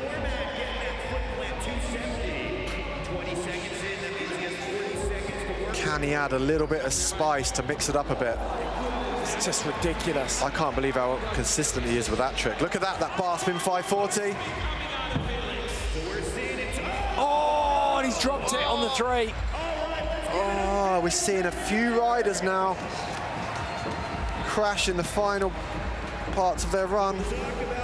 I think, I'll say it again, I think the weight of these first run scores is sitting heavily on a lot of these riders. The consistency that they found in that moment, driven on by each other, it's harder and harder to replicate. I mean, you were marveling at it, Baz, just to be able to do levels of this, tricks of this technicality, this consistently is utterly ridiculous. The one man who hasn't done it yet, and hopefully can find it, is Courage Adams. Yeah, the tricks he's trying are so difficult. It's almost impossible to get first go, you know, when your name's called. Well, certainly he knows there's an opportunity there now. The door is, with every second run that gets dropped by these guys, the door is opening a little bit further. He qualified in second place. Courage Adams is going to drop next, and he has an opportunity to catch Felix Prangenberg right now. If he can land the run we know he's capable of. So Prangenberg climbing the fences into the riders area. Reid Stark, Justin Spriet, all congratulating him. So Prangenberg is going to sit and wait out. Two riders, Courage Adams and Broc RAIFORD, to wait and see if he can hold on to the top spot. Start matching Garrett Reynolds' record here at Simple Session for complete and utter dominance. Prangenberg won last year. If he can make it 2 in a row, then he'll be halfway there, I think. Is it 4 or 5 that Garrett Reynolds won on the trot? You know what, Garrett's won so many events, I lose track of them. I've got it written down here somewhere. I'm sure I can find it. But yeah, as I was saying earlier, Courage Adams has absolutely shocked the BMX community. The clips that he puts out regularly on Instagram are so incredibly difficult, and the fact that he is trying to apply some of those tricks here today on this, you know, in his street run is insane. But yeah, if he gets one of these runs that he's trying, I have no doubt in my mind he will take first place position. Okay, 82.34 with a couple of mistakes and a fall. Danny Leon just behind him, giving him the tips there. Danny Leon's 1-1 today. Can he pass a bit of that magic onto his friend and fellow countryman Courage Adams? This really is it though, Ed. This is his time to shine. He's never really had his moment at Simple Session or, in fact, any other big contests. We saw him at a smaller contest early on in the year, the Backyard Jam, looking really composed, learning how to deal with putting a run together. And yeah, like I said, the tricks he wants to try in this run are so hard to get first go. Okay, score to beat as he sets off. Felix Prangenberg on an 88.6. Oh my goodness. He's got the bar spin to manual to bar spin. Check it out, Ed. There's the 360. Wow! The bar spin to manual, bar spin to ice. Are you kidding me? The dream start from Courage Adams. There's that nose wheelie. No! Keep going, Courage. That wasn't too bad of a fall. He's already locked in some of the hardest tricks anyone has ever seen in a street final. Check it out. Where did that one come from? That's a little addition. He's picked himself back up, Ed. He has. The intensity's stepped back up. Can he make amends with the tricks that he's pulling? The judges are going to be watching this. Just dabbing a foot on that nose wheelie 360. Come on, Courage, let's finish with a big this trick. Is a roller coaster. We're going up and down and up and down with Courage Adams. There's that switch whip out of the up rail to finish. Oh my God! Ed, that was insane. Oh, Courage. I'm on the edge of my seat here. It's the consistency of a finals run that keeps eluding him. But like you said, the technicality, look at this. I mean, he's almost 60 meters in a manual and he's bar spun one way through it. Straight into that bar spin to manual to bar spin to ice. There's that truck to fakie. Just insane. And there's that up rail to switch tail whip. He needed that trick. He landed that trick. And I'm going to be, oh my God, that was insane. from the layman's perspective, for me, I think he's pushing up the 82.34. Big question is how far. He's currently sat in 5th. Broc RAIFORD's in 3rd on an 83.52. Donnachie on 85.2. Felix PRANGENBERG on 88.6. This is where it's going to be controversial. He had a crash in his run. 78.42. The judges can't give it to him. Too many mistakes for Courage Adams. And so disappointing. I don't think there was a person in this arena that didn't want to see him land that run and take the top spot. He's worked so hard for it. So Courage Adams stays in 5th. Broc RAIFORD, the last man who can take that top spot off Felix PRANGENBERG. The American drops in. He's got a lot of work to do, Broc RAIFORD. Dropping into the bowl section. Big bar spin up into the wedge. Truck driver into the big wedge. Bar spin to ice down that Red Bull rail. 180 bar spin to bar spin out. Pegs up and over 360 out. He started very strong. Nice little flare on the quarter pipe. He's swinging for the fences with this one, isn't he? So many tricks in that first 25 seconds. Still got another 35 to go. We saw him run out on his first run. He's got to have a plan for the end of this run. He only just got that tooth to over tooth on the rail. Look at him, he's actually glancing around. He's like, where am I going? What have I got? This is so important, this last 20 seconds. That big 360 out of the bowl section down into the street section. Come on, use this last 10 seconds, Broc. Still got 10 seconds. That bar spin to pegs to 180 out. Stomped right in the last seconds of his run. It felt like his run was a minute longer than the other runs, didn't it? Because of how many tricks he did. Well, he was almost, you could see him glancing up at the clock like he was willing it to wind down. Like watching a heavyweight boxer desperately trying to make it through the last round. Check it out. Managed to get a couple of swings out, though. That first 25 seconds was insane, though, the amount of tricks he managed to pack in. Wow, what a street finals here at Simple Session 20. He looked like he improvised, didn't he, with that huge 360 over that double rail. We talked about these finals living up to the billing of a 20th anniversary, and it has done exactly that. Undoubtedly, tinged with sadness that Courage Adams couldn't lay down that run that we saw in qualifying, that breathtaking run that we know he was capable of, and I think undoubtedly would have given him the top spot. But you can see Courage there and Broc RAIFORD, both of them on the floor. They have left everything out there on their bikes tonight. Yeah, Courage's first trick, 2 tricks were absolutely unbelievable. The fact that he pulled those first go, you know, when they called his name is just a testament to how good he is. To add that bar spin in as he came through the whoops and to hold on to it, to make it look as easy and composed as he did. It's so nerve-wracking, isn't it? All you've got to do is drop your front wheel slightly and it's all over. So we'll wait for that score to come in for Broc RAIFORD as the park riders start taking to the course. Gut feeling, Baz? Has Felix PRANGENBERG made it 2 in a row, or has Broc RAIFORD done enough? You know what? I think Felix could take it. I really enjoyed Broc's run, but the fact that he looked like he improvised in the last sort of 10 seconds, I think the judges might penalise him for that. Just ever so slightly, you know. I think he'll still get second. But Felix's run was just perfect, wasn't it? I love the detail, Baz. You've called it exactly there. We'll wait and see where he comes in. At the moment, we've got PRANGENBERG in first on 88.60. We've got Alex Donnachie in second on 85.2. And we've got Broc RAIFORD in third on 83.52. You can feel the tension, though, can't you, Ed, as we await the scores? Let's see if they bring this one in.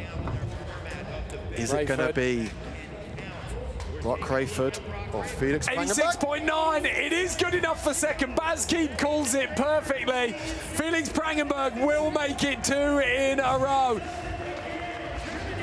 A fantastic Simple Session Street BMX final for the man from Rofbach, just outside Cologne. He worked so hard, he played it so humble. The pressure deflected by Broc RAIFORD's qualifying runs and Courage Adams' incredible qualifying run. And as a result, Felix Prangenberg was able to fly under the radar into the finals and then jump up just when it counted with an absolutely breathtaking run. Nothing less than he deserved, Baz. Yeah, I mean, he was so good tonight, wasn't he? No mistakes at all in his first run, and it was just flawless. So the man who was taken out of simple session 18 with a knee injury has come back and made it 2 in a row. Gotta say, Garrett Reynolds might be looking over his shoulder and thinking, I might need to come back and stamp my authority on this comp. Let's take a look back then. Joe Jarvis, Alex Donnachie, 2 brilliant Brits in there. Max Chuprina of Russia made his presence felt. Reed Stark, the giraffe, and Alex Kennedy, usually so nimble on his bike, didn't have the best of nights for him. Yeah, we saw so much good riding in that street final. Look at that massive gap to double peg from Boyd Hilder. Are we going to see that again in park finals? I think we will. Check it out. Then Mark Burnett, love that tyre slide. Beautiful work from the man from New York State. That double tyre ride up the rail for Mark Burnett. Justin Spriet getting super tech. Then Felix Prangenberg. What a treat that was. Courage Adams, even though he didn't manage to make it into the top spot, we still saw some truly breathtaking riding from the Spaniard. Broc RAIFORD did everything he could, but he couldn't catch Prangenberg. A fantastic street BMX finals here in Tallinn. Prangenberg in the top spot, followed by RAIFORD and Donnachie. Courage Adams not able to make it count in the finals. He'll have to settle for 5th. But caliber of riding we've just seen is shown by the names we see in the bottom half of the draw there. Boyd Hilder, Alex Kennedy and Justin Spriet. We're going to take a quick break and then we'll be back with the winner and some analysis.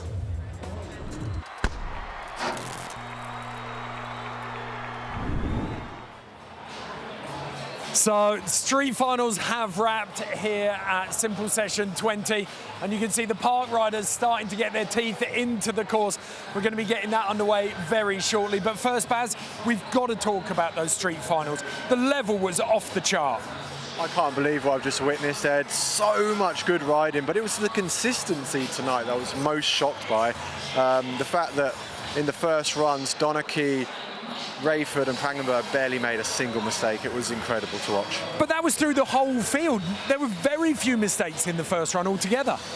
It was incredible. I mean, the tricks these guys are doing are so difficult, and to make hardly any mistakes, it's just, the level's so high these days. Okay, let's take a look back through some of the runs now. We can go through the top 3 and pull apart exactly what went right for these guys. We're going to kick off with Alex Donnachie, the Scot in 3rd place. He dropped 2nd in the whole comp. Yeah, we saw him start with that huge gap from the peg grind, and he just showed so much maturity with his riding. It looked like he'd done these tricks in his sleep. Well, considering how he'd looked quite pedestrian in qualifiers, we knew he was carrying an ankle injury, but he came out guns blazing on this first run. He really did, and he didn't seem like he was up for it yesterday in qualifying. Today, he was just so consistent. Check it out, that nollie bar spin. So many hard tricks done so easily. That's what's so unique about Alex's riding. Yeah. Highest level of technicality, but so smooth and casual with it. He makes it look so easy, not dabbing a single foot throughout his whole run. Check this out. Tooth hanger up to pedal grind to 360 out. That trick is so difficult, and to hold that back and do it in the last couple of seconds of your run is incredible. Okay, so that was Alex Donnachie in 2nd place. This was in 3rd. This was Broc RAIFORD in 2nd place. So nearly recreating his form from the qualifiers. Yeah, we saw him improve on his first run with that truck into the wedge, and then he did the bar spin disaster to bar spin out. Lots of improvement here. Didn't just go out and do the same as he did in his first run. There's that flare. It felt like he threw the kitchen sink at the first 30 seconds of this run. He went all guns blazing. He gave it everything he had, didn't he? And then probably, I think, the difference in the scores between Felix and Broc came in this last 20 seconds here. You could see him looking around. Yeah, he was looking around. He couldn't believe there was still 10 seconds left. So he had to improvise, and he saw him do that big 360 to finish his run. But he didn't quite have the finish that Felix did. Yeah, I think that was the big difference between second and first today. So Broc RAIFORD almost wishing the time away, but Felix PRANGENBERG, we can take a look through his run now. This was breathtaking start to finish. I love the way he started up in the top section with that truck driver, big no-hander on the wedge. Look at that 180, getting the roll back as well, which is so difficult. As he heads down into that street section, nice fast plant 180 on the Red Bull Pyramid. This run had a little bit of everything, didn't it? This is what stood out to me. How he does that so consistently, I'll never know. 2 runs in a row, he absolutely stomped that. There's that 360 over tooth up the rail, that opposite disaster with the opposite bar spin, 180 out. And check this to finish, that hard way 360 over the wedge to wedge gap. 360, no, opposite feeble, hard way 180 out. And then this. Over pegs, 180 out, right at the end of his run. I think for me, if you look at the details of that hard way 270 over the transfer, the fact that he didn't rush the rollout of that, he let it run for a little bit, and the speed he was doing, total control for me. Yeah, I mean, it's so difficult to pull a rollback mid-run, and especially after all of the big tricks that he's already done. It really was incredible, and that was his first run too. So he made a few mistakes in his second run, but it didn't matter, did it? Okay, we're going to get Felix in the studio and have a chat with him in just a moment. But first, there's the small matter of BMX Park's finals.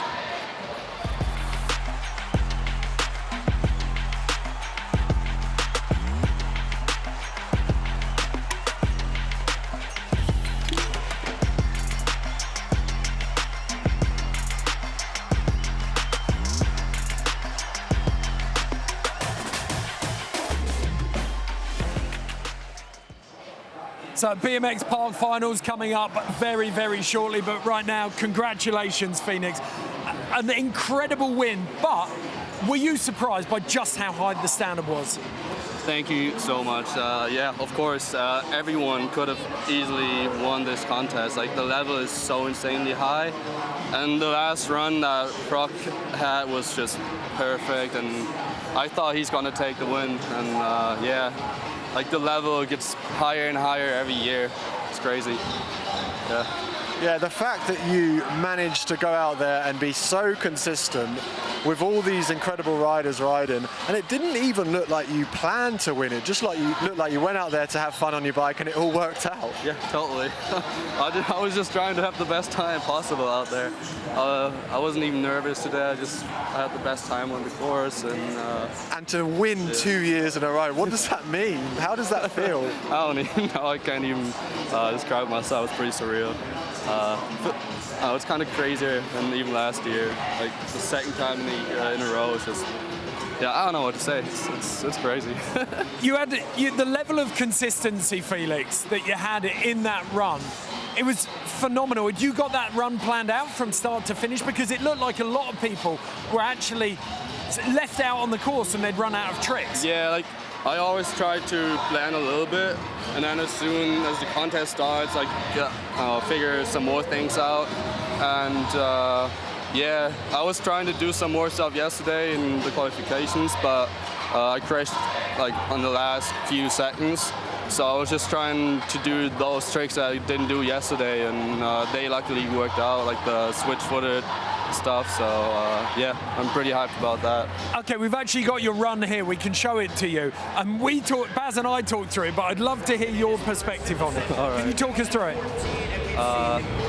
Yeah, I just decided that I'd do the no-hand after the truck, and that felt pretty good. The fact that you pulled the 180 rollback as well every time was so amazing. You're so fast on that one, and you just gotta like figure out like how we get up the quarter. Talk us through this next trick. The fact you've got this is so incredible. It's a fakie 7, I think, and I've been doing them for a while, but never that consistent, I feel like. And I feel like this weekend I just figured out how to do them like almost every go. And yeah, the 360 over the channel is pretty fun. Yeah, it was so good how as you lost a little bit of speed on the rails, you then picked it back up again and pedaled towards that 360 gap. Thank you. And then look, finished with tricks. You had a little bit of everything, Felix. It was so good to watch. I'm hyped about that one because I messed that one up yesterday. So yeah, glad that worked out. Okay, Felix, as the dust settles on the street final, we're now going to look at the park final. And I know that both of you kept your eyes on the qualifiers. Baz, you picked out a couple of people who you thought were going to do really well here. Kieran REILLY was your first pick, wasn't he? Yeah, you got Kieran REILLY. He's 18 years old. He's got so many big tricks, and he's so hungry. He went out there and qualified for the finals. Check it out, that 360 triple tail whip. Such a good young rider, full of adrenaline. Newcastle's 18-year-old nugget of energy, definitely one to watch in the finals. Yeah. But alongside Kieran, we go from one of the youngest riders in the finals. The other rider you picked out, this man. Yeah, Ryan Nyquist, he's 40 years old now. How does he keep coming back to Simple Session and all the other events and placing? He's always in the finals, and he's got so much experience. Doing it for all the dads out there, I think, Felix. Yeah, he's got 3 kids at home, living a domestic life, and at his weekends he comes to Simple Session and competes with the youngest riders in the world. And then this man, Boyd Hilder, first place qualifier. He rode in street, Felix. Yeah, definitely my favorite. I think he's going to win again. I'm pretty sure. He's such a good all-rounder, Baz. Yeah, I mean, his run was so entertaining. He had everything, so much speed. Look at that big 360 gap. And the fact that he's just ridden in street as well, and he's got to go straight into park now. Okay, well, you've kind of answered my next question for me, Felix. I was going to say, who are you picking for the win in park? Boyd Hilder, for sure. Baz? I think Boyd Hilder. I mean, who's going to stop him? I think there's 11 other men who might have a say in that. But if he pulls that run, it's going to be really hard to stop that, I want to see Kieran REILLY out there. I'm going to go dark horse, I think. Yeah. Kieran REILLY doing well. Yeah, to be fair, Kieran and Nyquist could cause an upset. Okay, well, we can take a look now at Boyd Hilder and when he sat down with Daniel Dhers, one of the legends of Simple Session.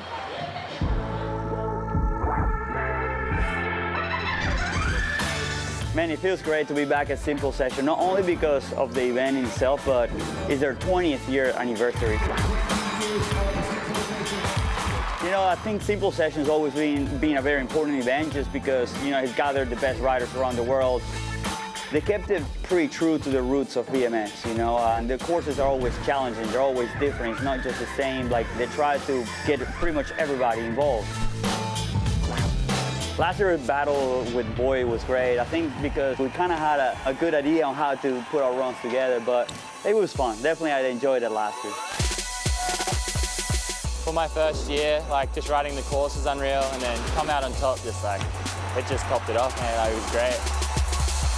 Honestly, didn't really know. Everyone just grabbed me and threw me up on their shoulders, and that's kind of when I knew. Boyd Hilder is our 2019 champion. All the best riders in the world, all the homies are here. It's hard not to have a good time. You're just laughing, having a jam. Practice is wild, but it's fun, man. Well, I never ride with headphones, and I just love when the crowd goes wild. Gets me a bit more stoked. I put an extra pedal in, the vibe's high.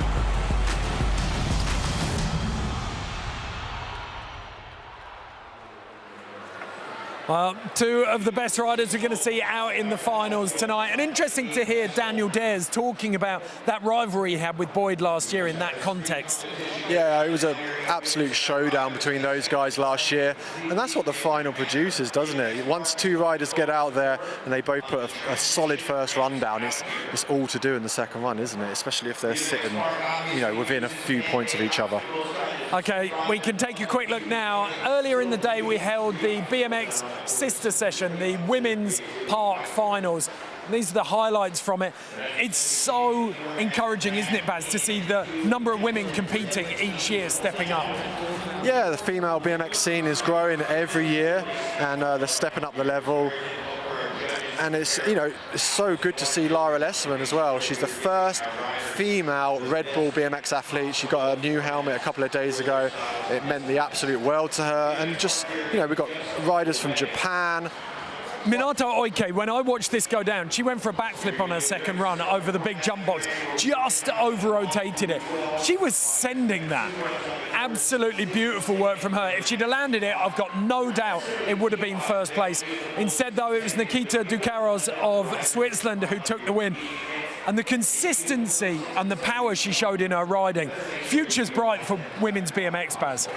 Yeah, it really is. And now that there's big sponsors for these young females and there's more events, more coverage for them, more opportunity, it's only going to inspire the next generation of females to come through. Okay, can't wait to see that. We're going to take a very short break now, though. When we come back, we've got BMX Park Finals, 12 of the world's best going head-to-head.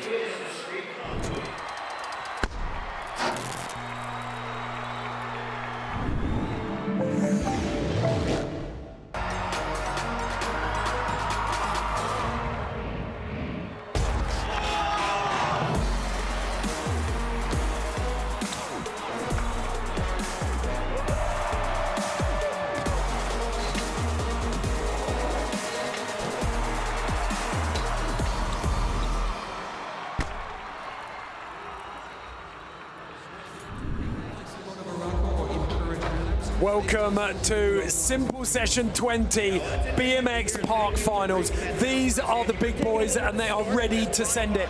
If you've got a hot drink anywhere near you, you might want to set it to one side. We don't want anyone scalded during this.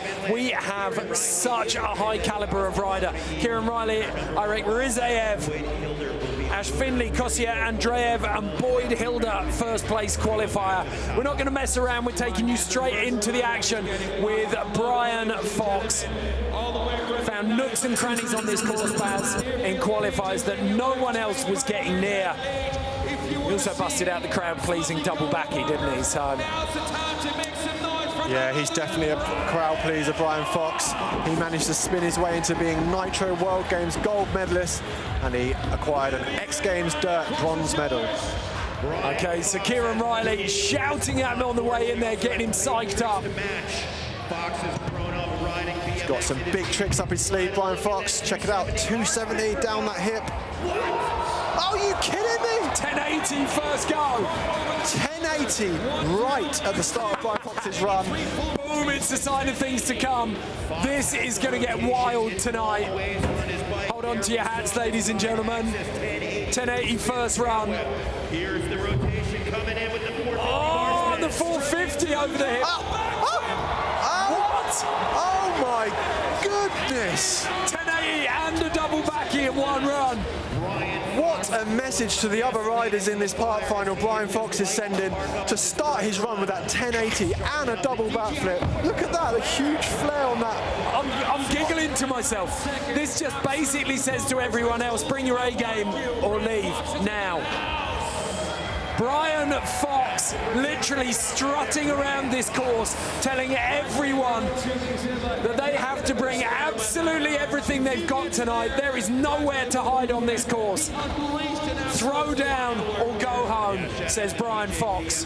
Wow, what a statement. Check it out, that 270 down into that hip as he heads towards the box jump. Look at that down whip. Check this out, that big double backflip. Rotating twice, just tagging slightly, but yeah, I was going to say he very nearly clipped, didn't he? And I love that flare on that awkward quarter pipe down there. Yeah, you kind of, the bike stepped away from you. That is unbelievable. Brian Fox, he has set this final alight, torn up the script. We were planning on just building up through the 7s, 8s, 9s, maybe taking it to 10 or 11 at the very end. Brian Fox has just sent it to 11 straight off the bat.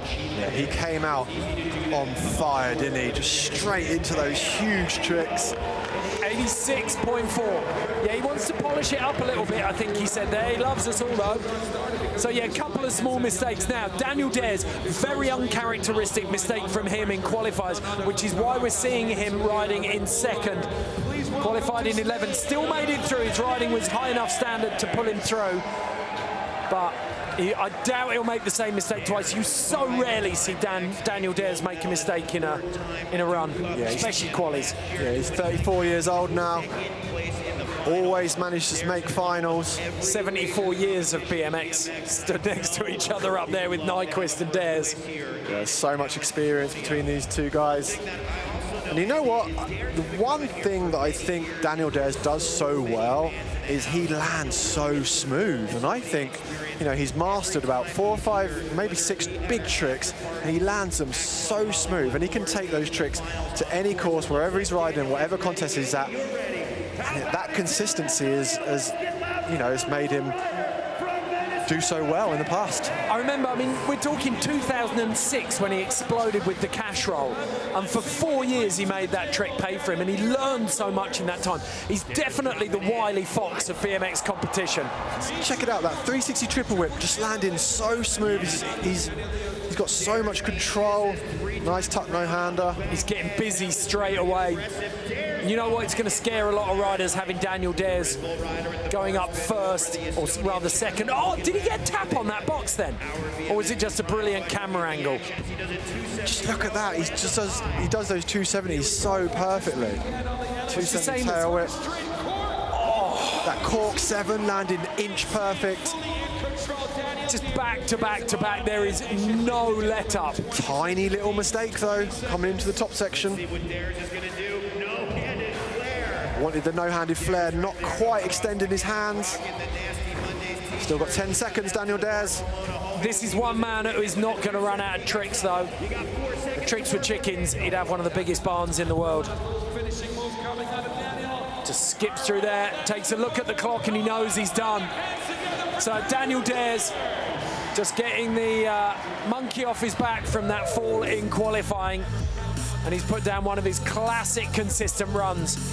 But the level, Baz, still insanely high. It just makes it look so easy. That 360 triple whip, catching the pedals perfectly, that in-down flare, and look at this. 270 tail whip landing perfect. That was the trick he fell on, wasn't it? He just slipped out a little bit and banged his head on the back bars in qualifying. And that no-handed flare. 2 bites of the flare cherry in that exact same quarter. Are the judges going to punish him for that? I don't think so. It was 2 different variations, but he didn't quite extend his hands fully off on that flare no-hander. Okay, so Nyquist is down there waiting while the judges make their call on Daniel Dhers' run. Got really nice spectrum of different riders in here, haven't we? Got the experience and consistency and strategy, I think it's fair to say, from Daniel Dhers. And then you've got those beautiful old school tricks that no one else can do from Ryan Nyquist. And then you've got just atom bombs like Kieran REILLY ready to explode on this course. 82.6 for Daniel Dhers. Slots in just under 4 points behind Brian Fox. Next in Ryan Nyquist. Looks like the park riders have taken a leaf out of the street riders' books, and they're all going for consistency first run. Yeah, you talk about a strategy. Ryan Nyquist will definitely have one. He will have a well thought out plan going into his first run. I mean, you start running through Nyquist's bio. He's had 60 Dew Tour finals appearances, and he's got 16 X Games medals in 39 starts. And then he went and crossed the floor to freestyle mountain biking and got a 3rd at the biggest contest in freeride mountain biking, Crankworks, in Whistler. Just absolutely mind-blowing what he's done on a bike. And now he's come back to BMX, head coach of the US national team. 40 years old, the oldest rider in our park final, but still a contender. Look at that stone cold focus on his face dropping in. Look at that backflip double bar spin, rocket double bar spin, tricks that no one else is going to do. Other riders leaving those tricks very much alone. That double bar spin up onto that sub box. What? A massive uncharacteristic whip from Ryan Nyquist, 450 bar, 720 bar spin. This run is absolutely phenomenal so far, Ed. Nyquist on an absolute tear. Tell you what, there's going to be a lot of riders further down the start list who are sweating. What's he doing? Street tricks on the top of the bank. I nearly fell out of the commentary box. Just getting so unlucky to make a mistake on that trick. It was just a trick he was turning around. Let's not forget, Dhers made a small mistake as well. Maybe not quite as big. Oh!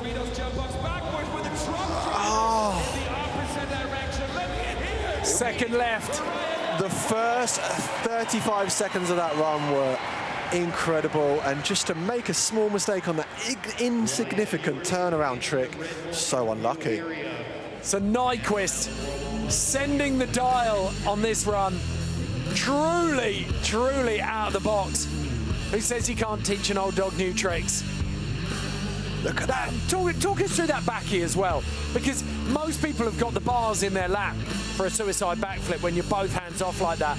Nyquist is spinning the bars, gripping the saddle with his knees. Yeah, he does tricks that a lot of other riders just literally leave alone. He does the suicide backflip no-hander as well. No other riders doing that trick. 78.2 for Ryan Nyquist. It's good enough for third at the moment, but there's the promise of much, much more. Amy Fuller's with Ryan now. Ryan, it's an absolute pleasure to watch you ride. An incredible run. You must be happy with that. Pretty happy. I had a couple of bobble moments, definitely at the end there. I mean, it's crazy. I messed up a single bar spin, which is like, I don't know what the heck happened, but that's how hard it is, man. This course is so big. You're pedaling all over the place. You get tired, you make dumb mistakes. So looking forward to getting that one back in the run too.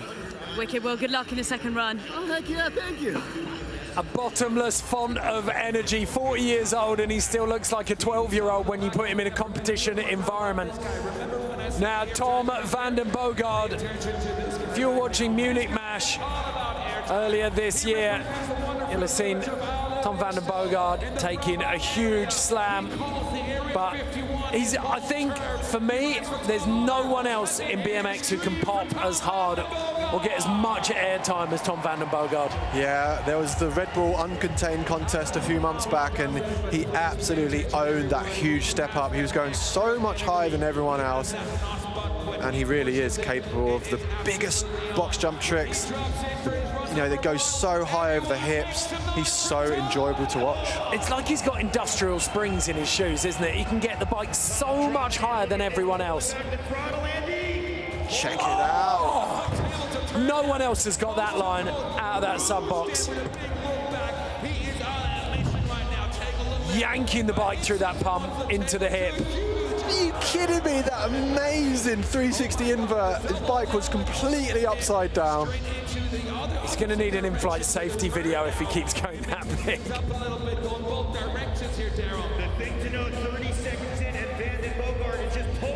Just hacking through here.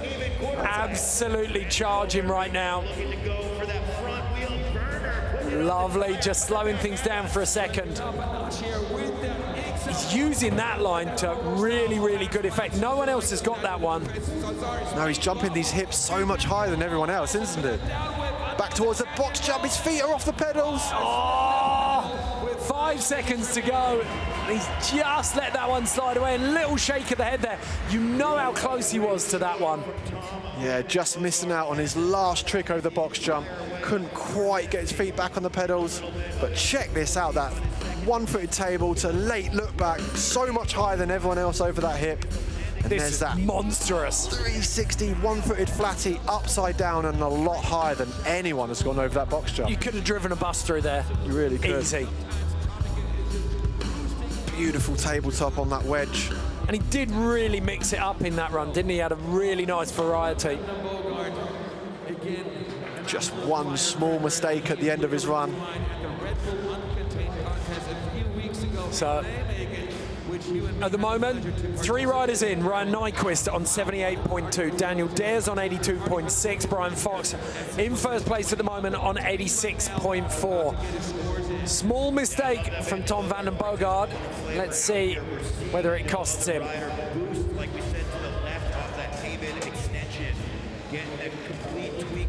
Yeah, I absolutely love watching Tom ride.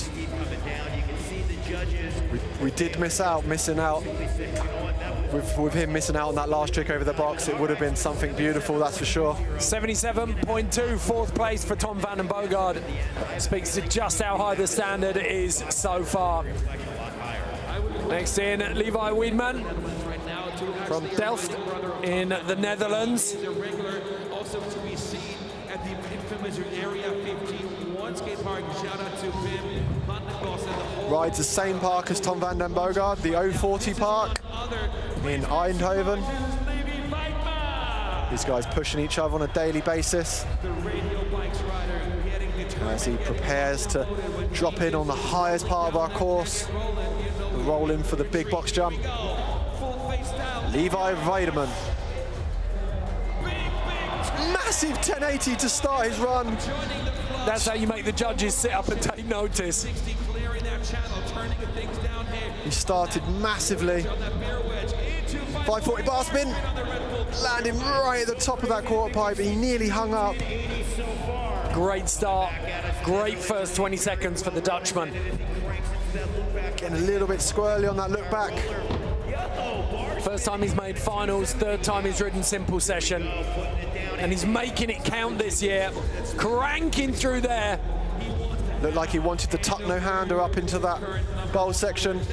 The decade! Oh! Wow, pulls the decade air. I thought they were nearly extinct. You so rarely see them in BMX today. 10 seconds, that's all you need sometimes. 10 seconds, but So he's letting it go. 8 seconds on the clock. Levi Weidman just letting it run.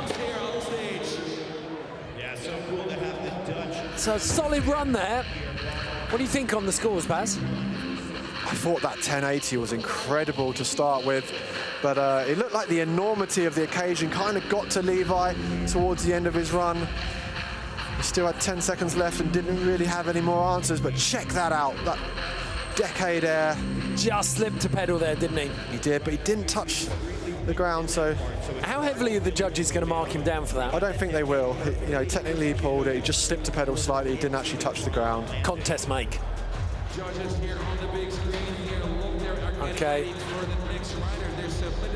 So you can see the judges working hard with those pencils. You're going to need a sharpener after this run. Yeah, they'll be combing through Levi's run now, looking for all the bangers and the little mistakes. Do you think it's a case, I mean, we've seen it in the UK with hotbeds like Hastings and Southsea with BMX, that once you get one good rider like Tom van den Bogaard coming through, it'll drag a trail of riders behind him. So Levi Weidman out of the Netherlands in 5th place with 5 riders down. So van den Bogaard and Weidman sat at the bottom. Rim Nakamura, just 17 years old, the Japanese rookie, well, 18 years old, sorry now. Rim Nakamura, he's actually been around a while, hasn't he? He has, and it's his birthday today, so this is a great birthday present for Rim, riding in our simple session final. I don't feel so bad for getting his age wrong now. My bio definitely said 17 for qualies yesterday. So 18th birthday, the man comes of age at simple session. To be fair, his riding came of age a long, long time ago. Got 14th here last year. He's already better that, making it into the top 12. And certainly the caliber of the run that we saw in qualifiers, Baz, he's top 6 material. He really is. And it's his birthday and it's time to party. Rim Nakamura dropping in. 360 double truck. 720 up, that step up. Definitely a high flyer, Rim. Bar spin up into the sub. Wanted the manual, just dropped the front wheel. Nice smooth 270 up into the hip section. Look at that, huge Superman C grab.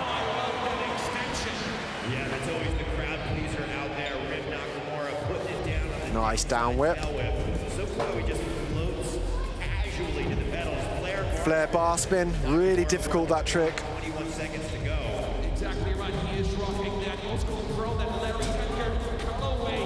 Nice, hitting the street section with that up rail to 360 out. Bar spin to ice, just dabbing a foot. How many times have we seen that? What started out as such a consistent final. Well, I say that, Daniel Dhers, Ryan Nyquist, Tom van den Bogaard, Levi Weidman, they've all made small mistakes there. Yeah, which means these final scores are wide open still. Absolutely, and we saw Rim finish with that up rail to opposite tail whip. Massive trick that. Look at this, 360, late double bar spin.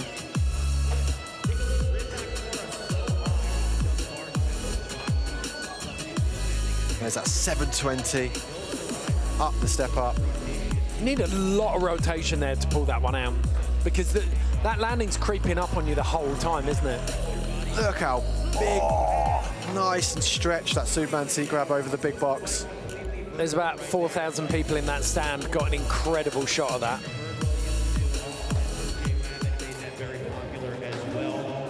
So, one small mistake in there for Rim Nakamura. Currently, third place is 78.2.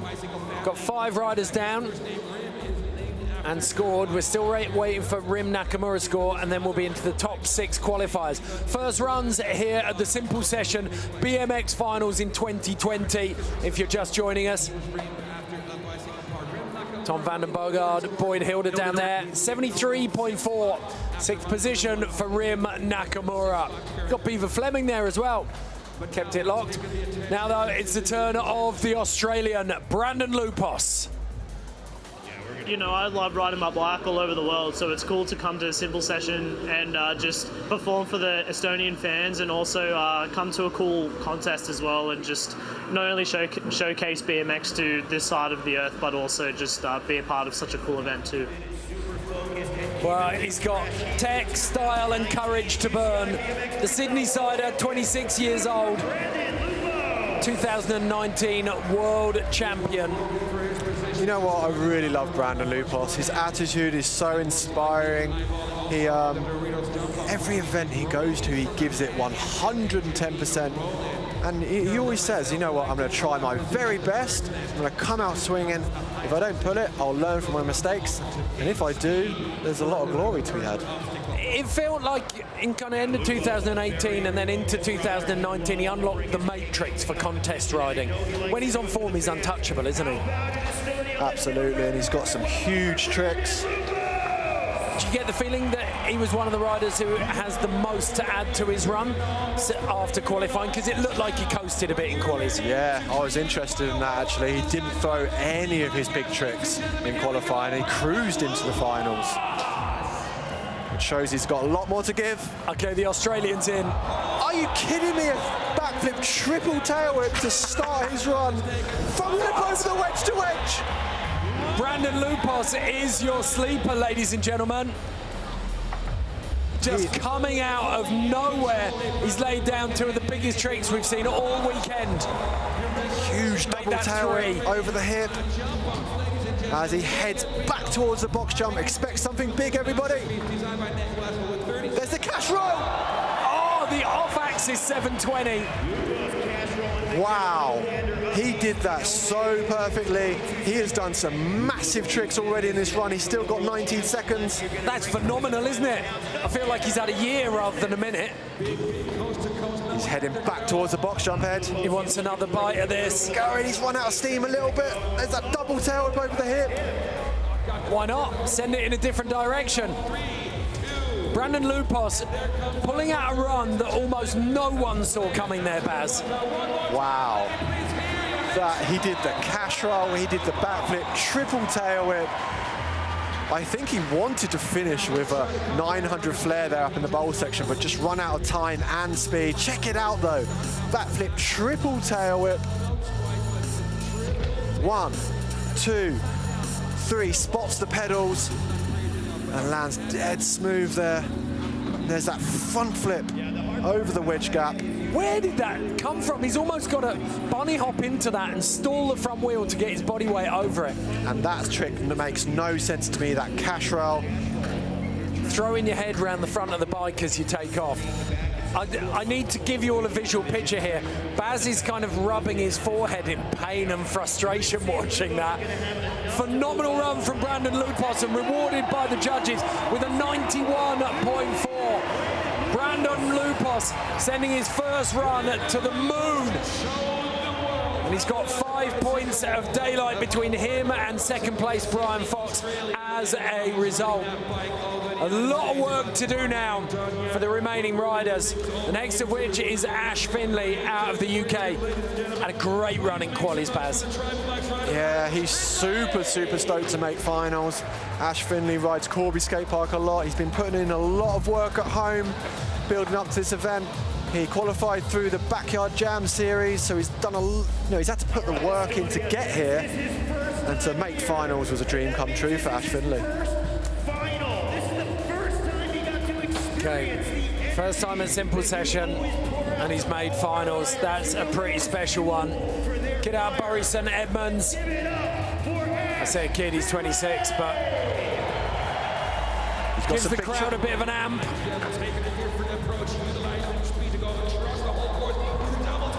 Nice, different approach at the start of his run with that double tail whip, flare over the channel. Smooth 360, can down into the course as he heads towards our box jump. Downside tail whip. Big 720, just over rotating slightly. I thought he was going to hit the fences then for a second. So unlucky just to over-rotate a few degrees, sending him into that fence. Oh, he's going back. He is. He's going to get it this time. Pumps in. Big lazy backflip over the box jump. Starting from where he left off again. The backflip replacing the 7. He's having to improvise here. This is not what he planned, I don't think. There's that big flare on the quarter. Yeah, he's going to let that one run. Oh! Cheeky little pogo. Look at that! Tail whip to foot jam, tail whip to finish. Pretty special. That is exactly how you want to finish a run, with a big technical, really difficult trick. I like that, the flare over the channel. Tell you what, he's got classic BMX's arms, hasn't he? They're massive. Doesn't matter how much pressure you put down through this boy's shoulders and forearms, he's going to deal with it, I think. Look like prize-winning Iberico hams from Madrid. Right, so Ash Finlay waiting patiently for his score. Looks like he might have to wait a little while. You can see Hank in the middle there with the black cap on, still punching the scores in. I was impressed with Ash's run though. He showed real maturity to choose a different line from some of the other riders. We saw him cut across the course and jump up into the bowl section with a double tail whip. So there's the standings as they are at the moment. Loupos 5 points clear of Fox. Dhers still very much in touch with the top 2. Nyquist and Den Bogaard definitely ways those two can improve their runs for the second run. If you're just joining us, it is Simple Session Park Finals. We're just getting into the business end of the first runs. They're running in reverse order of qualifying. Ash Finlay came through in 5th position. And he's got a 77.44, which puts him in 5th, just behind Ryan Nyquist. Now, one of your big picks, and one of mine, Baz, Kieran REILLY, 18 years old, out of Newcastle, prodigy of that man who made such an impression on BMX back in the early 2000s, Ben Hennon. Yeah, Kieran's been on fire lately. He's really shown the whole BMX community that he's got the big tricks. He's been firing them out every day on Instagram. And the question is, can he do it here when the pressure is on in this final?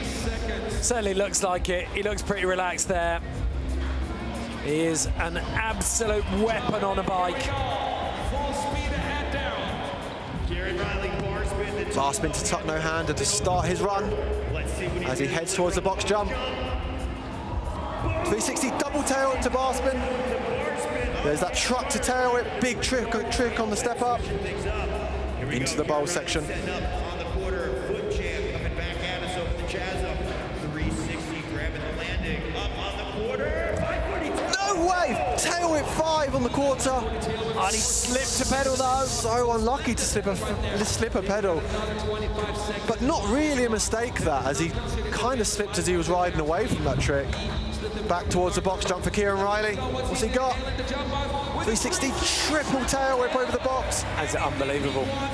Double truck up into the step up. What can he finish with?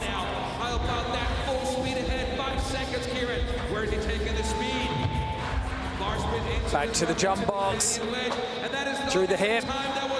Just losing a little bit of a momentum towards the end of his run. Yeah, it felt like he didn't have... He was a little bit aimless through that last 15 seconds. It looked like when his foot slipped off the pedal, he looked like he thought his chain had come off. He looked like he was afraid to put his feet back on. But check this out, that 360 double tail whip to late bar spin. Those multi-combo tricks are so difficult. You know, you're spinning the tail whip round, but you've also got in the back of your head that you're going to do a bar spin as well. And let's not forget, if you're going to pack all of that in, you've got to go absolutely massive. Like it's not like street where you can kind of slow stuff down and go a little bit smaller and take your time with it. If you want to pack that many moves in, that many combos, then you've got to go huge. Absolutely, and you know, to do a 360 double tail whip and have in the back of your mind that I've got to do a tail whip, I mean, you've still got a bar spin to do. You're doing it right at the very point you're about to land. It's so scary. Okay, difficult one for the judges here. Loupos still way out in front on 91.4. I don't think Kieran's going to pull into that realm. Where do you see this potentially, Baz? Like top end of the 70s? At the moment, we got Ryan Nyquist in 4th. It felt like it was more technical, like Ryan's might have been more unique, but felt like maybe Kieran was a little bit bigger, a little more tech. 80.86, 4th place for Kieran REILLY. Does unseat Ryan Nyquist. I think he'll be very happy with that because I know he's got a lot more to give over that box jump. Okay. Irek RIZAEV of Russia. So interesting watching his talent develop over the last 4 or 5 years here at Simple Session. I saw him in qualifiers warming up for his run on a static bike at the back. Irek is so serious. He takes this so seriously now. He's fully committed to BMX, and he has those classic Russian genes of total commitment. And I think he's had his fear and his pain glands removed. Yeah, I was really impressed with his riding. He looked so solid yesterday, and he's got some big tricks, and he's all over the course. And yeah, interesting, like you talk about him being really serious about his fitness.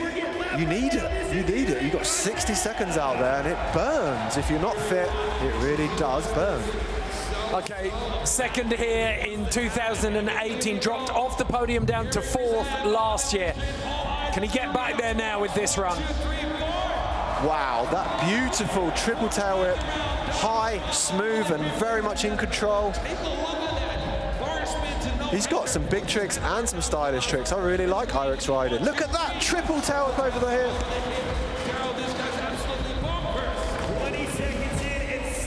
Nice no-handed gap down that wedge. Little manual across the top of that pad there. Switch down whip on that awkward quarter. Big turn down.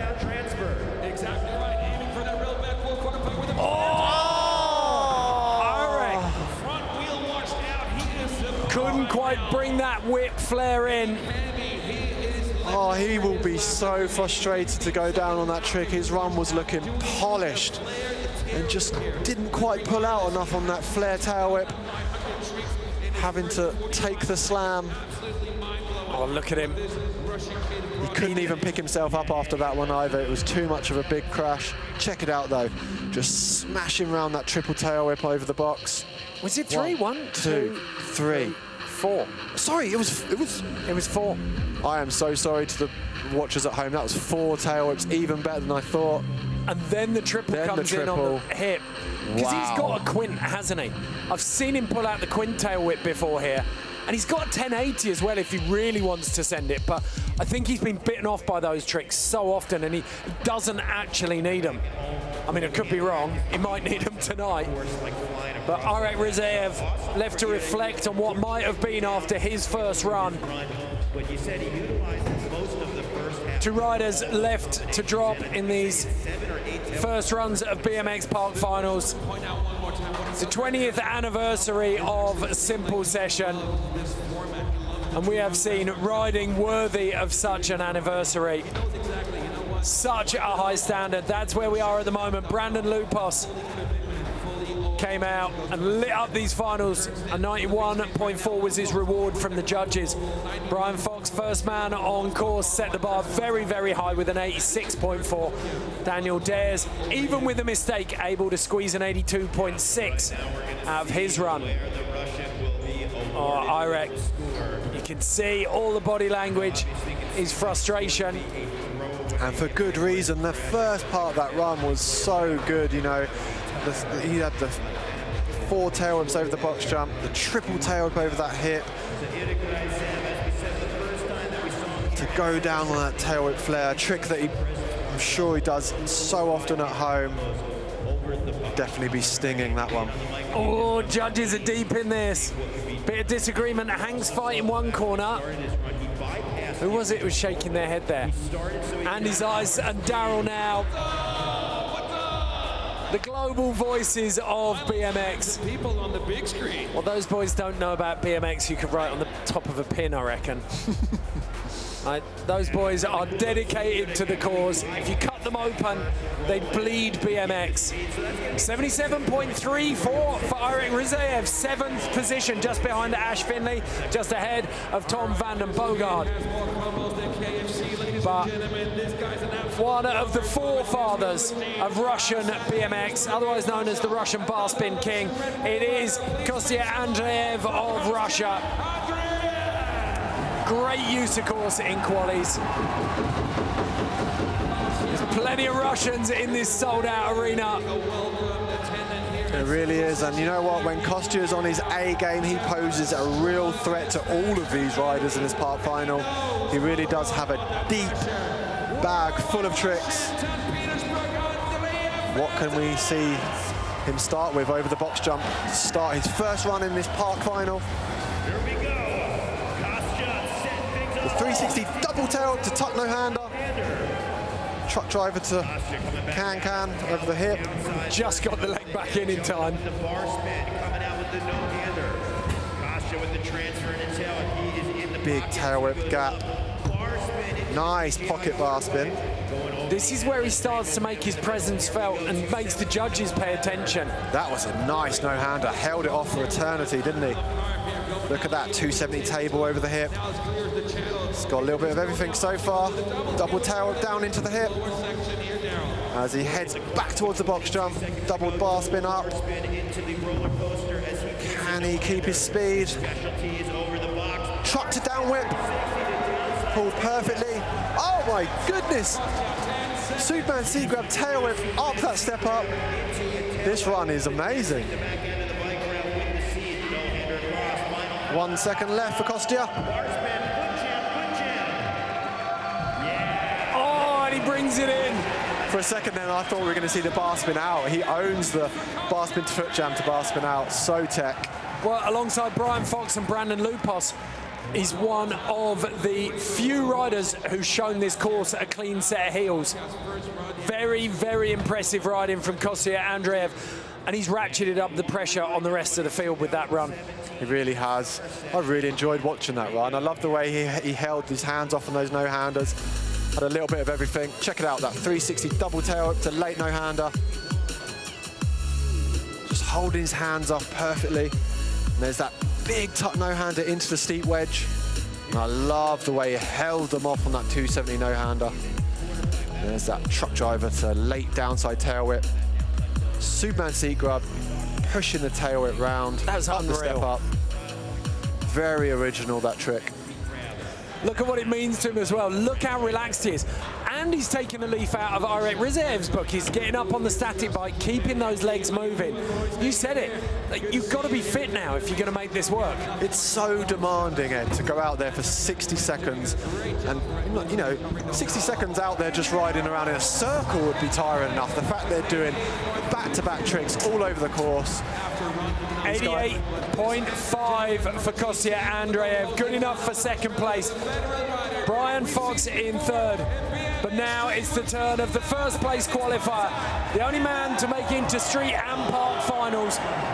He is truly a breath of fresh air. He can ride absolutely anything. Boyd Hilder out of the Gold Coast in Australia is back in Tallinn, Estonia to defend his BMX park finals. Little bit of talc on the bars. Make sure he doesn't suffer from sweaty hands, and he's ready to go. Let's just hope his confidence isn't slightly knocked after those little wobbles he had in the street earlier. I think it's not his main focus. My only worry with him ever is exactly what we've just talked about, is fitness. He's been riding, like, he rode so long in qualies and then he's had to ride street already today. Look at that nothing seat grab to start. Opposite truck driver, up that step up.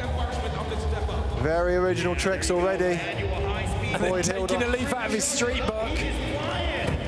Check it out, that big gap double peg. Oh! How has he done that so many times? I will never know as he heads back towards the box jump.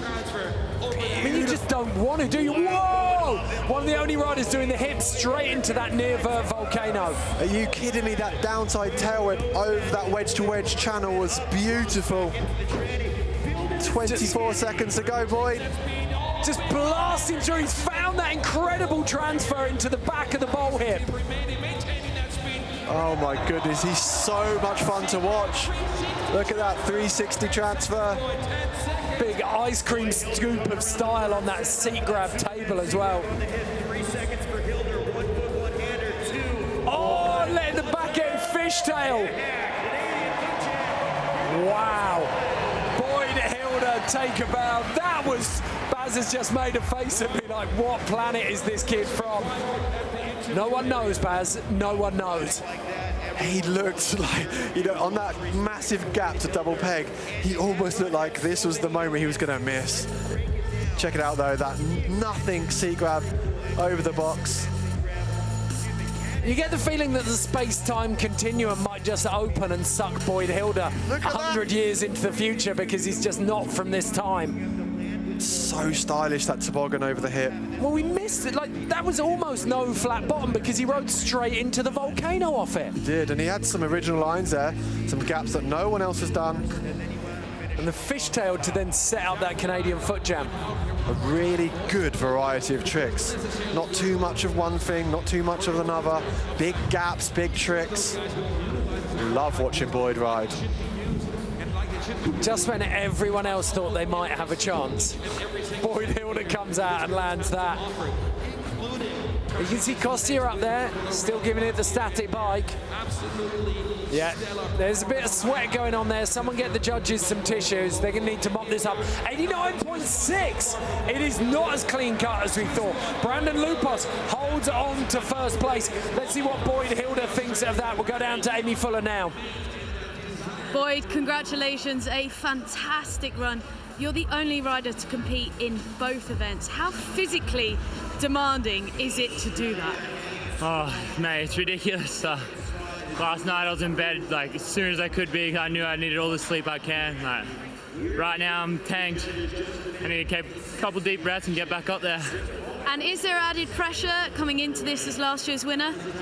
Oh yeah, there is, but I don't know, I'm just here to have fun. Like, it'll be nice to win, but if I don't, no biggie. Good luck for your second run. Okay, Boyd Hilder moves into second place, and we're starting to get a nice bit of heat building up in these finals. So after the first run, Loupos in first, Hilder second. Kostya ANDREEV holds on to his podium position. Brian Fox in fourth, Irek RIZAEV down there in ninth. Plenty of talent waiting to move back up this field in the second run. So we're going to take a quick break. When we come back, we've got the business end of the Simple Session 20 BMX Park Finals.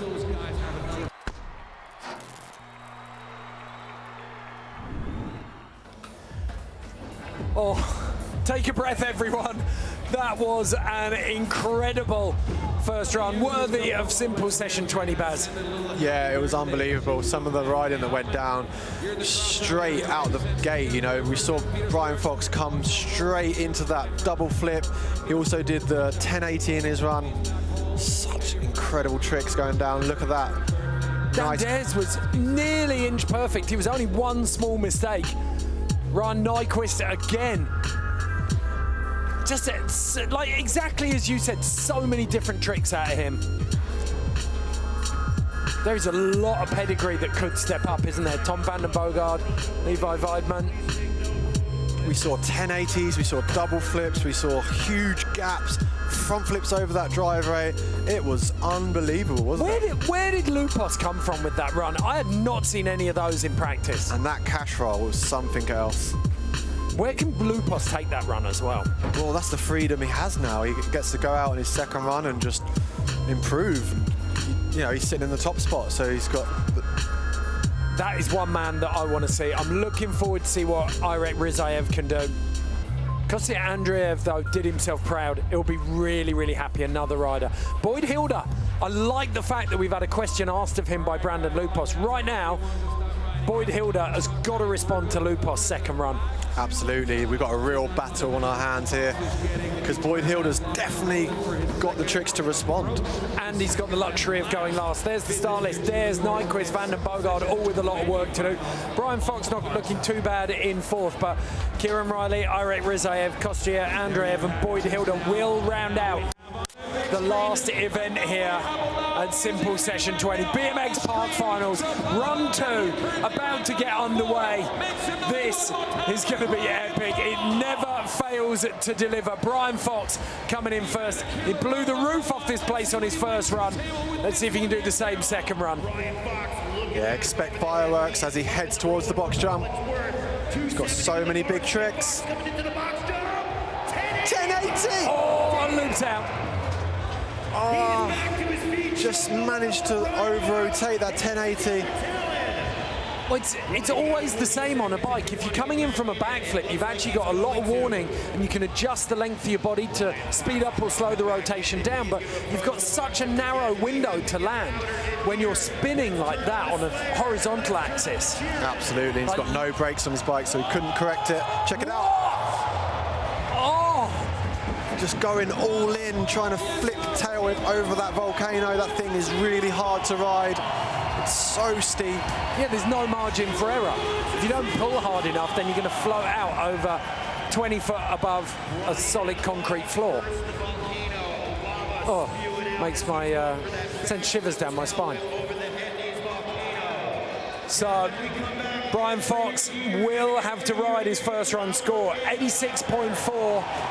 It's good enough for fourth at the moment, but as we just said, the start list is packed and there is a lot of talent queued up behind him looking for a spot on the podium.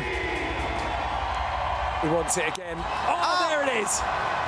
Inch perfect, Baz. Brian Fox just absolutely doing it for the crowd here at Simple Session. I think he's saying he can die now. Happy. We've got a packed out stadium watching these guys and they are loving this final. Look at that backflip, kicking the tail whip around. Set it down perfectly. So, long wait for Brian Fox as he watches some of BMX's finest talents throw down.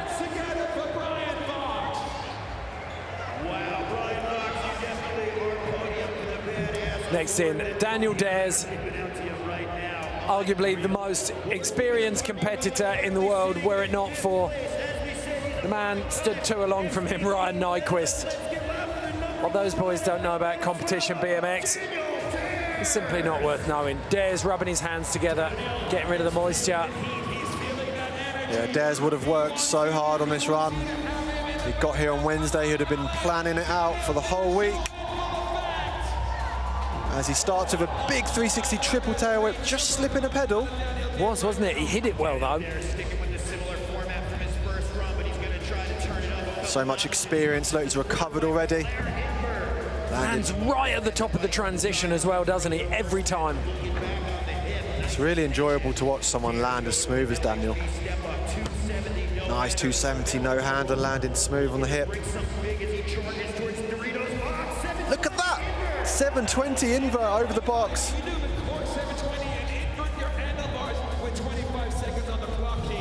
Yes, so many other riders might have let that little foot slip get in their heads, but Daniel just knows how to get past it, doesn't he? Yeah, it's experience. He knows not to be affected by it too much and not, you know, turn around and go back and try it again. Just carry on, have a plan and stick to it. Oh, we need to see that angle to see how much extension he got on that no-hander. So very, very tidy, very, very smart riding from Daniel Dhers. Did it lack that wow factor a little bit, maybe, that we saw from Brandon Loupos' run? Yeah, we saw him slip a pedal slightly on that 360 triple whip. Landed so smooth on that flare, and I like that 720 invert over the box jump. Very original trick there. Not many people doing that one. Yeah, to have the awareness and composure to be able to contort yourself like that through the middle of a 7. Absolutely. Look at him, big smiles from Daniel Dhers. Love that color combo on the bars, grips, and stem. So 87.4. Dhers moves up into 4th place. Brian Fox already slipping down the standings.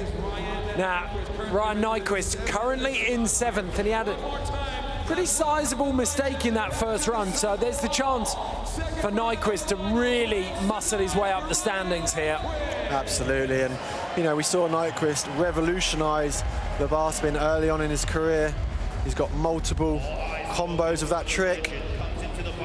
Check it out, backflip double bar spin to start his run.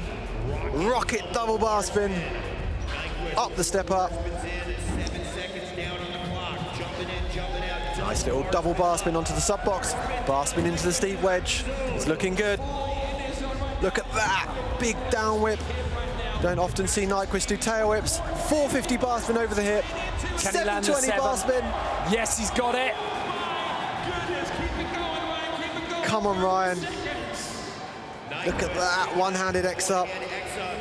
This is where he made the mistake in his first run. Looking very strong. Look at that.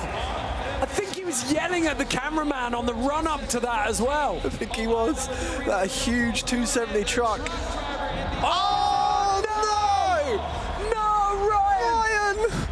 In the dying moments of his run, just going down. I so desperately wanted to see what was possible with that run.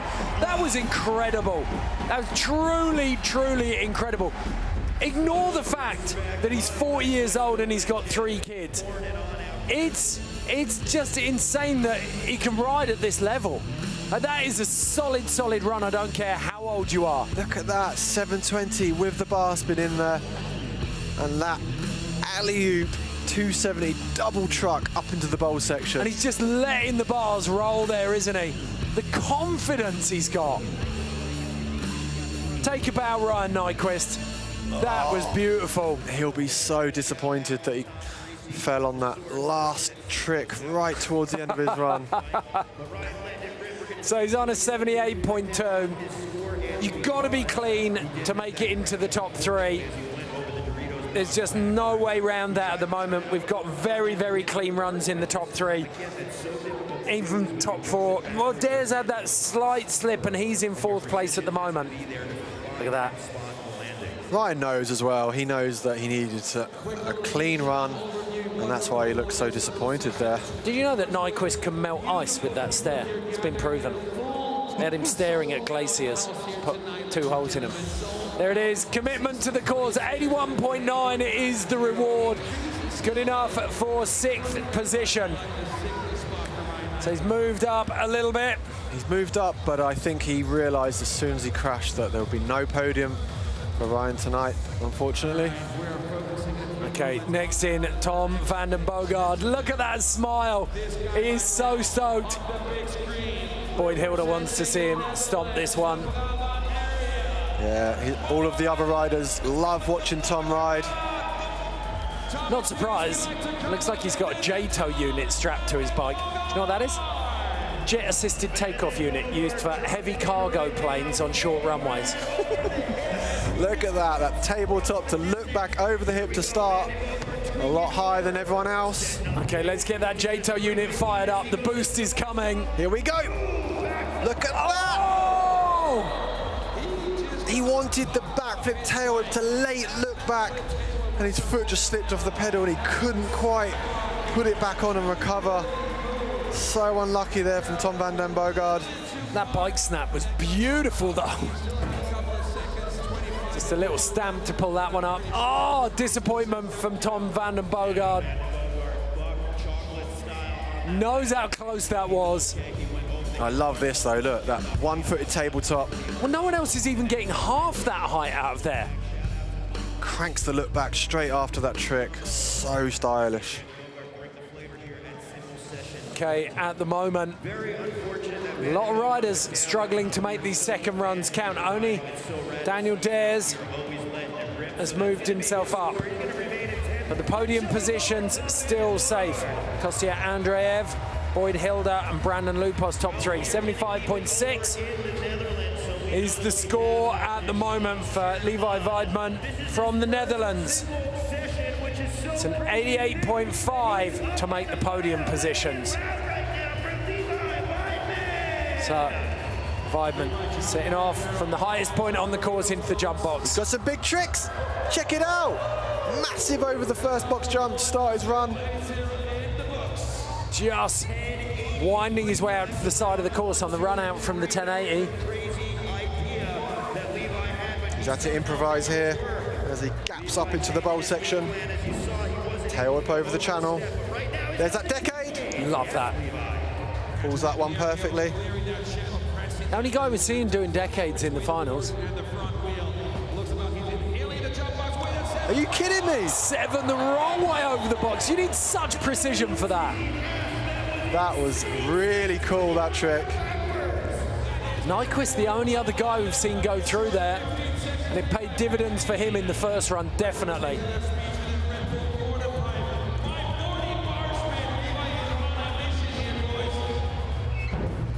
Oh, just dropped the front wheel there.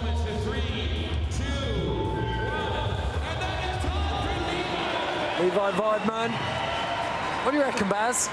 Too much of a mistake there? Yeah, I think he made a mistake with this. That big 1080 over-rotated, and it threw him off sync. He didn't really have an answer yeah, there's for no where he ended down, up. But he's lost his line, hasn't he? Yeah, where he ended up on the course, he didn't have an answer for. But look, he pulled the decade, and there's that 540 truck, lands perfectly right at the end of his run.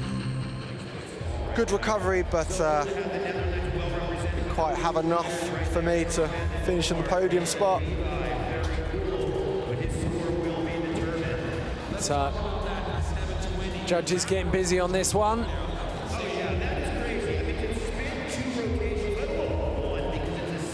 Next in, we got Rim Nakamura. As you said, birthday boy. It's his third time in Estonia. Got 14th here last year. He's got a little bit the Tom van den Bogaard about him, I think, Rim Nakamura.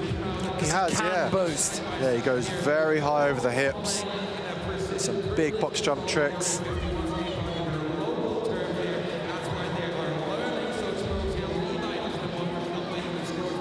So Levi waiting for his score to come in. 77.08, slight improvement, but it won't change the rank. 11th place for Levi Weidman. Rode in 18 and 19 here. First time he's made finals, he will be over the moon. So current standings ahead of Rim Nakamura's run. Loupos 91.4, Boyd Hilder on 89.6, Kostya ANDREEV on 88.5. The Australians locking out the top spots. Daniel Dhers already had his second run, as has Brian Fox. So a lot of movement still possible. Let's see what the birthday boy can bring to this course.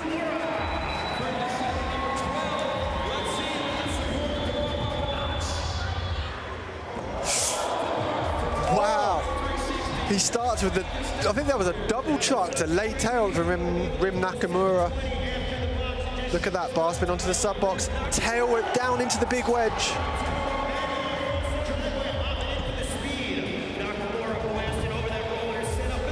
Look at that, triple chuck over the hip.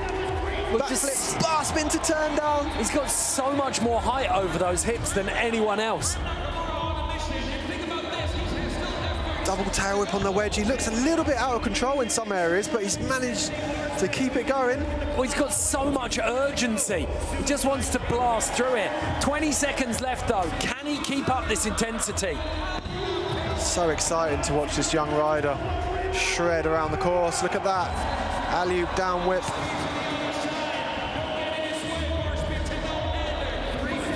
This is a jam-packed run. Finishes with the down whip. Wow, that was a really good run. He was a little bit loose in the early part of his run, but he did a lot of big tricks. Well, currently in 12th position. This is going to move him up quite a way. How far do you think it could go, Baz? Yeah, I'm not sure, but I love the way he did that switch tail whip from the sub box into the steep wedge. He had lots of different unique tricks. Look at that bar spin, backflip to late turn down. Very solid run for the birthday boy. Look at that. Boys giving him plenty of encouragement. Brandon Loupos really enjoying that one. Rim just settling himself, waiting to see what he pulls in score-wise. What would you go for, Baz? At the moment, we've got Kostya ANDREEV on an 88.5. Is the cut-off for the podium? Yeah. I think it's mid-80s, definitely. Yeah, I would have thought so, but you know what? I'm glad I'm not a judge, Ed, because it's such a difficult job having to comb through these riders' runs, break it down into small details, look for the mistakes, look for all the tricks that have done differently to other riders, and there it is, 93.2. Rim Nakamura moves into first place ahead of Brandon Loupos. This final has been turned upside down by the young Japanese rider celebrating his 18th birthday here today. Wow, the crowd have absolutely erupted here in the stadium. Rim Nakamura almost looked surprised, didn't he? But he deserves it, I think. So Brandon Loupos spits out his mouthpiece. The man who's just lost the lead has an instant opportunity to return fire. What's he going to do here? Can he answer? Of course he can. Were you watching his first run? We have got a real battle on our hands here now, ladies and gentlemen, in this final. Brandon Loupos has got a lot to do to overtake the young Japanese rider. And I think if there's one thing we know about Brandon Loupos, it's that he responds well to pressure. He responds better than anyone else in the game, that's for sure. But can he do it now, under the lights? I was going to say, they've dimmed the lights for him. There's a bit of drama being built for Brandon Loupos. Ash Finlay, big puncture of a sigh there as Brandon Loupos drops in. The cash roll no-hander to start his run. What an answer from Brandon Loupos. And nearly to flat. And the speed he carried out of the front flip into that look back. Wow, the 270 tail whip up in the bowl section. Triple tail whip over the hip, just dabbing a foot. Oh, hopefully that's not too... Oh, no! Oh, Brandon's let it go. He knew from that first slip he can't get away with two. That was unbelievable. Oh my goodness, high drama here in this final simple session. He knew the second his foot touched the ground on that roller section, it was all over for his chance to finish on the top spot. Oh, Loupos. That's just insane. He sent that so deep. He was at the bottom of the landing. Cash roll with the tuck no-hander. He's almost on the simple session 20 logo. Unbelievable tricks from Brandon. Oh, such a fierce competitor. I love this guy's positivity, though. He won't be too bummed on this. He'll learn from it, you know, and use it as experience for the next contest. Okay, we've got Amy down course side at the moment. She's with Rim Nakamura. Rim, first of all, happy birthday and congratulations. You're currently sat in first place. Did you expect that? No, like my first round was so bad. I missed so many tricks. Second round, I focused. Yeah, focus for that second round. And do you think it's enough to hold on to first place? Hopefully, but able to kill it. I cheer for every riders. Congratulations and good luck. Thank you. Okay, Rim Nakamura philosophical about his chances of holding on to the lead. Brandon Loupos 68.22, that 91.4 is enough to hold him in second place at the moment. Boys all supporting him. You got Ash Finlay up there, and then the two Russians yet to drop behind him, Irek RIZAEV and Kostya ANDREEV. What do you think Ash is going to pull here, Baz? Well, he has the double backflip in his bag of tricks. But interesting to see he's carving across the course to start his run. Look at that, big double tail whip up into the bowl section. Nice flare over the channel. Will he use one of those big tricks he has up his sleeve? That is the question. Got to, surely. Going to make his way back now via the hips to the big jump. It's now or never, Ed. Okay. Let's see, is he going to roll the dice? 360 triple tail whip. Boom, first big trick down. Oh, squeaking over the gap there.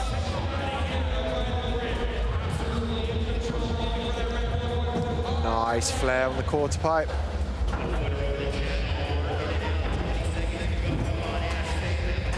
Ash Finlay, you have 15 seconds left. Heading towards the box jump.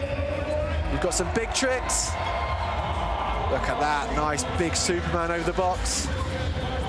Opting to keep it consistent. I was going to say he's not going for the big tricks now, is he? Thinks he's... I don't blame him either. I think watching the runs, how many people have dropped runs, a consistent run could sneak you a really, really good result here. Absolutely right, Ed. And you saw him there finish with the opposite flare. Ash Finlay boxing very, very clever on his second run here. Yeah, showed real maturity there, didn't he? Look at that double tail whip on that gap that hardly anyone else is doing. Really exploiting the fact that he's not seen any of his other fellow competitors do that gap. There's that 360 triple tail whip. Nice, controlled, smooth, high flare on the Red Bull quarter. There's that classic Superman over the box. Interesting to see how much difference that Superman would make if he'd thrown something a little, any kind of rotation in there. The double flip's a big trick, you know, and if you stomp that at the end of your run in the dying seconds and you pull it smooth after a long, consistent run, judges will definitely, you know, favour that. Yeah, this is, and if that's the other thing, the judges, if the judges know that you've got that, then they're probably going to be, and like, you've cheated us. I wanted the double backflip. Yeah, absolutely right. Sometimes they score these riders on what they can do rather than on the run in front of them. Yeah, 78.14. Maybe a victim of his own talent there, Ash Finlay. So 9th position for the man from Bury St Edmunds. Another Brit to drop now though, Kieran REILLY out of Newcastle. He's on tall order bikes. Baz, what did you see in him that you thought was so promising as a kid? I just love how he's so motivated. He's, you know, every week he's out there. He works a full-time job, hardly ever gets time to ride, but still gets out there and pushes hard anyway. And it's been exciting watching him come up over the last couple of years. Okay, didn't have the run he wanted at first go out, but he's got some dynamite in his pocket for the second run. 360 double tail whip to double bar spin, truck to tail whip, up the step up. He started very strong. There's a good energy about this run, isn't there? It feels nice. Certainly is. There's that 540 tail whip. No one else doing that in this final. Cranking back across the bowl as he drops down. Gonna see him go across the hips. He's got a lot of pumping to do to gather up some speed for the box. 360 triple. He got that done so early, didn't he? Double bar spin up the step up. Still got 10 seconds. Where's he going to finish, Ed?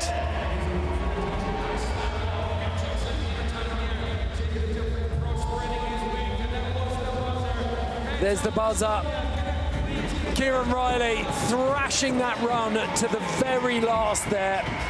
He has milked every point out of this course that he could, I think. Look at that. You know he's riding better than anyone. Did he dial this back at all, or was this at his limit? You know what? He still had more to give, and that was what was cool to see about this run. Look at that, the 360 triple tail whip. He's capable of more, but it was good to see that he had a run similar to Ash Finley's, showed maturity, finishing with some consistent tricks rather than absolutely sending some of the less consistent tricks, possibly resulting in a crash. But a full pull for Kieran REILLY. Okay, he was on an 80.86. For the podium in third position, Boyd Hilder's on an 89.6. For first place, it's Rim Nakamura in 93.2. I feel like this has got to be high-end 80s. It's got to be. Like, just on the level of technicality over the box. Absolutely, and you know, it means the world for Kieran to be in this final. Absolute dream come true. And he's so young, you know, he's got so many more years left to progress his riding and mature as a rider and come back. 82.88. Look at that, a score well into the 80s, and he's still in 8th position. Harsh lesson in the standards of a simple session final there. Next in, Irek RIZAEV of Russia. Such a strong rider, has some of the biggest tricks in the game. Quint whips, 1080s. But it wasn't able to put down his first run. There is a lot of pressure built up on the Russian now. You know what? He potentially has what it takes to knock Rim off the top spot. We saw him get so unfortunate in his first run to crash. Look at that! Massive over the first box. The quad whip. Big bar spin to tuck no-hander, super high over that hip. Triple tail whip over the hip. It's unreal how quickly he can chuck that. Certainly is, look at that. Tuck no-hander across the wedge. Nice opposite tail whip. Tiny little mistake, but not really. He's grimacing as he cranked then. He just wanted every bit of power he could muster. No! Oh! Again! Same trick, same place. Oh my goodness, Irek will be absolutely gutted. Not only to crash that trick in his first run, but to go back and not learn from that mistake and crash on his second run. So unfortunate. Tell you what, Rim Nakamura is starting to believe now. He's got a podium spot for sure. Young Japanese rider is guaranteed at least one birthday present. Whether it's third, second, or first remains to be seen. Look at that, 4 tail whips, 1 big jump. Triple tail whip over the hip from Irek. The symmetry he's got between his feet as he's just generating the rotation for those whips. It just shows how difficult it is to not only come out here and stomp a run, to stomp a run that's good enough to make podium it's a real feat. Okay, Irek RIZAEV. Disappointment. Second in 2018, fourth in 2019. He's not going to bet a 10th. Oh, and body language said it all. If you could bottle disappointment. So now, Kostya ANDREEV, second Russian, qualified in second place for park finals. Can he reel in Rim Nakamura? Only 2 riders left. Boyd Hilder and Kostya ANDREEV, and Kostya's in now. There's that 360 double tail whip to tuck no-hander. Double bar spin over the hip. Nice looking switch downside tail whip. Look at that, bar spin on, bar spin off. Tail whip over the wedge. Stylish looking toboggan over the hip. That was lovely, wasn't it? Love that 270 tuck no-hander. Really holding his hands off. Look at that. 270 down whip to late bar spin. Definitely an improvement on his first run. The tail whip to bar spin over the hip as well. It's definitely an improvement, Ed. Okay, lining up for the box. What's he got as a big showpiece here? 15 seconds left. 360 down whip to late bar spin. 540 up the step up. Pulls the roll back. Holds on. Incredible. He's still got 5 seconds. He can't believe it. This is huge. Some beautiful tech tricks there to finish. No way! Decade over the gap. Was it after time? Decade over the gap. He didn't realise he still had 5 seconds. He had to roll back in.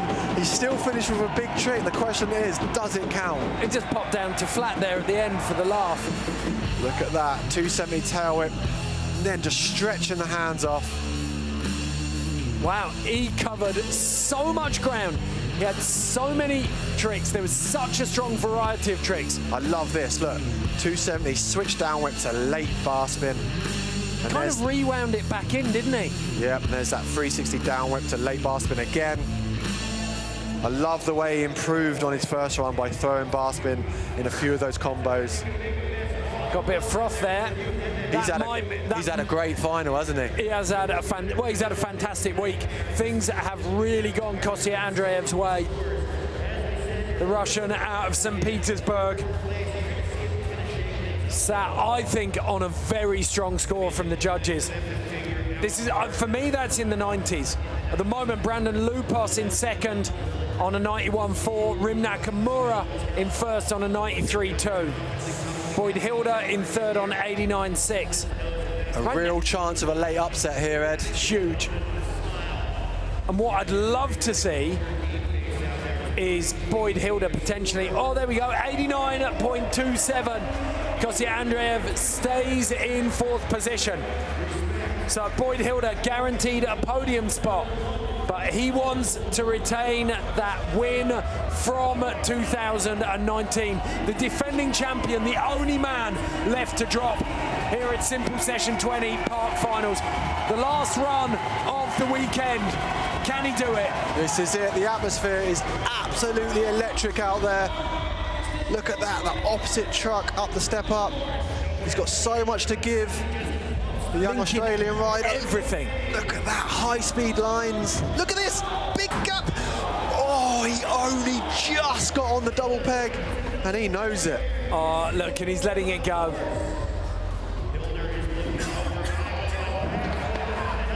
I think Boyd Hilder is officially spent. We talked about it. The fact that even if you can do it talent-wise, if you can ride street and park, physically, it is such hard work for the week. Yeah, it's beyond demanding. Not only to go out there and do 2 runs, but the fact he's done 4 in the past couple of hours is incredible. Look at that big whip over the box. This means that Rim Nakamura has the ultimate 18th birthday present. The young Japanese rider will celebrate his 18th birthday with a win here at Simple Session 20. Boyd Hilder, despite his best efforts, cannot defend his 2019 victory here in the Saku-Sur Hall Arena. So he celebrates with a beautiful, stylish whip. Yeah, incredible scenes here in this packed-out stadium. These riders, like I said earlier, barely ever get to ride in front of crowds like this. And not only crowds like this arena is just creates such a good atmosphere. And we've said it before, but there you go, Daniel Dhers leading the singing there. Rim Nakamura couldn't have dreamed of this morning. And yet here he is, the fairy tale win. So Boyd Hilder, that first run scores enough to keep him in third place. Nyquist and Dhers stood next to the young gun, Rim Nakamura there. 40-year-old and a 34-year-old. Congratulating the young Japanese rider. Your winner of BMX Park at Simple Session 2020 is Rim Nakamura. A fantastic run packed with tricks, Baz. It was unbelievable. What an incredible birthday present for the young rider. And you see Brandon Loupos and the other riders there just so happy for him. Even though Brandon was knocked off with the top spot, showing such a positive attitude there by congratulating his young friend. Absolutely amazing scenes here at Simple Session. Pretty rad to see all the street riders coming in. You got Justin Spriet, Courage Adams, all the boys. To win the 20th anniversary must mean the absolute world to him, eh? Well, he's been coming here for a while now, since he was 15.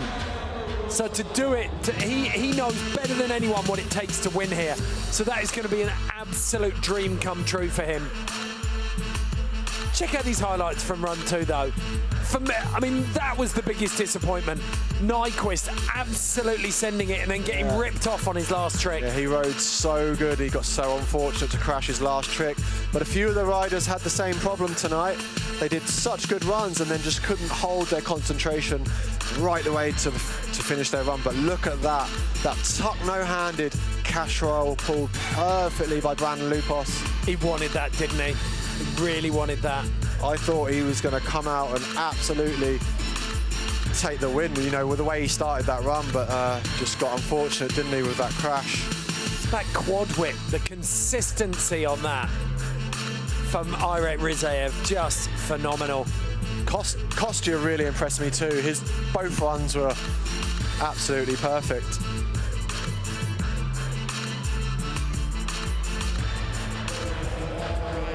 So let's take a look at those final standings. Nakamura, the birthday boy, in first. Brandon Loupos, despite his best efforts, could only get second. Hilder, no repeat for him. Kostya ANDREEV, fantastic second run, put him into fourth. Dhers from 11th to 5th. That was spectacular. Disappointment for Irek RIZAEV, though. Second and fourth in 2018 and 19, respectively. Could only make 10th here this time. He will go home disappointed. What a phenomenal final, though. We can go down course side with Amy Fuller, who is with our winner, Nakamura now. Rim, congratulations, Simple Session winner 2020. How does it feel to win this iconic event? This is my first time podium for the Simple Session. I'm so stoked. Best birthday ever. And how are you going to celebrate your birthday and this magnificent win tonight? I already got to party last night, but of course I got to party tonight. So 2 nights of partying in Estonia? Yes, can't wait. Epic. We'll have an absolutely fantastic night, and congratulations once again. So Nakamura is going to bask in the glory of this win for a while, Baz, and what a way to start the year for him. Yeah, deservedly so. You know, he said he messed up his first run, but he had so much focus going into his second run, and to get the win out there was incredible tonight with all the amazing riding that went down. Well, we've seen it time and again. 20 years of Simple Session, and the pedigree of the riders never ever dips. And exactly as you said at the start of the show, in front of this many people, everyone rises to the occasion. Yeah, exactly right, Ed, and we always see the level pushed up a notch year on year out. 20 years of this now, and yeah, to win the 20th anniversary, the young Japanese rider will be so happy with that. Okay, we're going to take a quick break now, and then we'll be back with some analysis.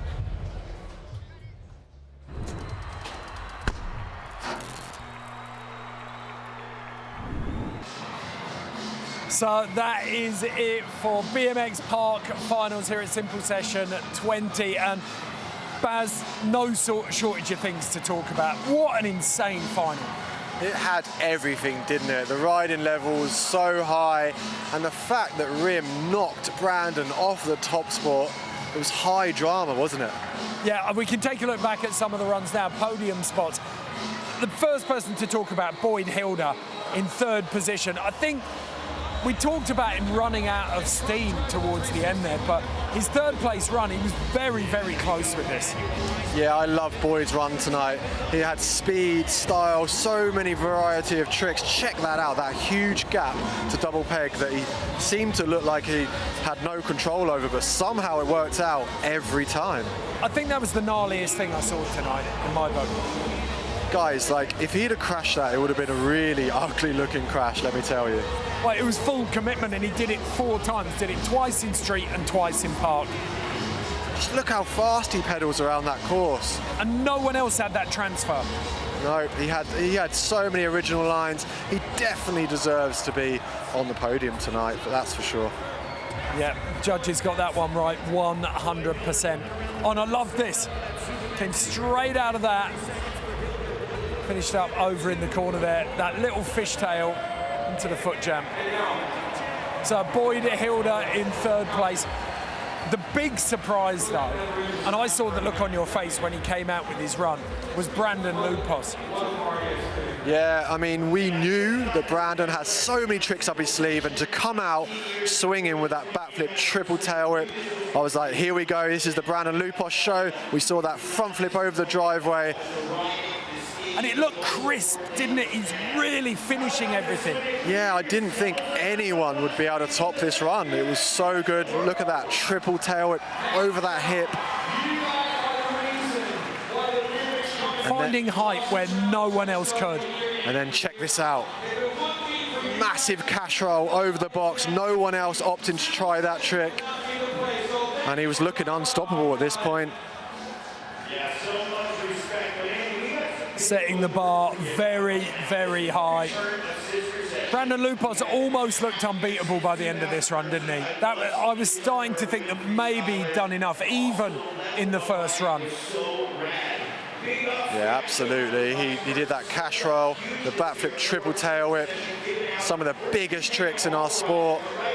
He ran out of steam a little bit towards the end of his run, but I don't think it hurt his score because he still had a full 60-second pull.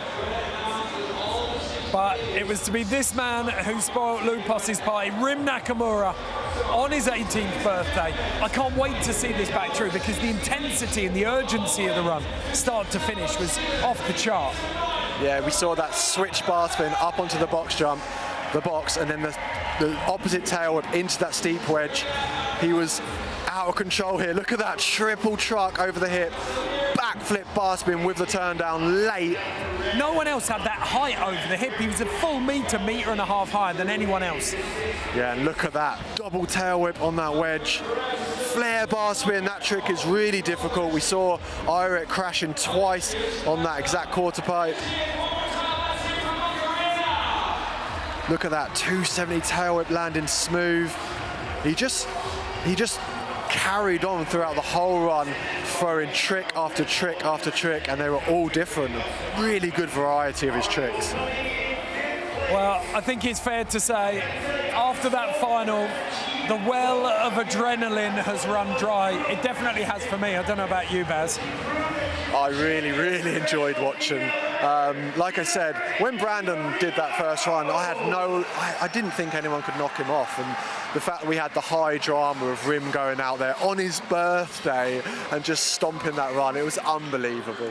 So fairy tale finish for the 18-year-old. If you haven't had enough bike action, then be sure to check out the Red Bull Bike channel.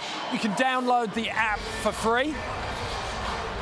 And that means that you can enjoy all of the best bike events, films and shows. You can sign up and download your favourite content, and you can watch it offline, anytime, anywhere. Well, that means that we're done here at Simple Session 20, and it has lived up to the billing. A fitting event for a fitting anniversary. Baz, thank you so much. It's been a pleasure. Thanks for having me. I've thoroughly enjoyed myself. It's been incredible, the 20th anniversary. Okay, I hope you've enjoyed it as much as we have. We'll see you for 21.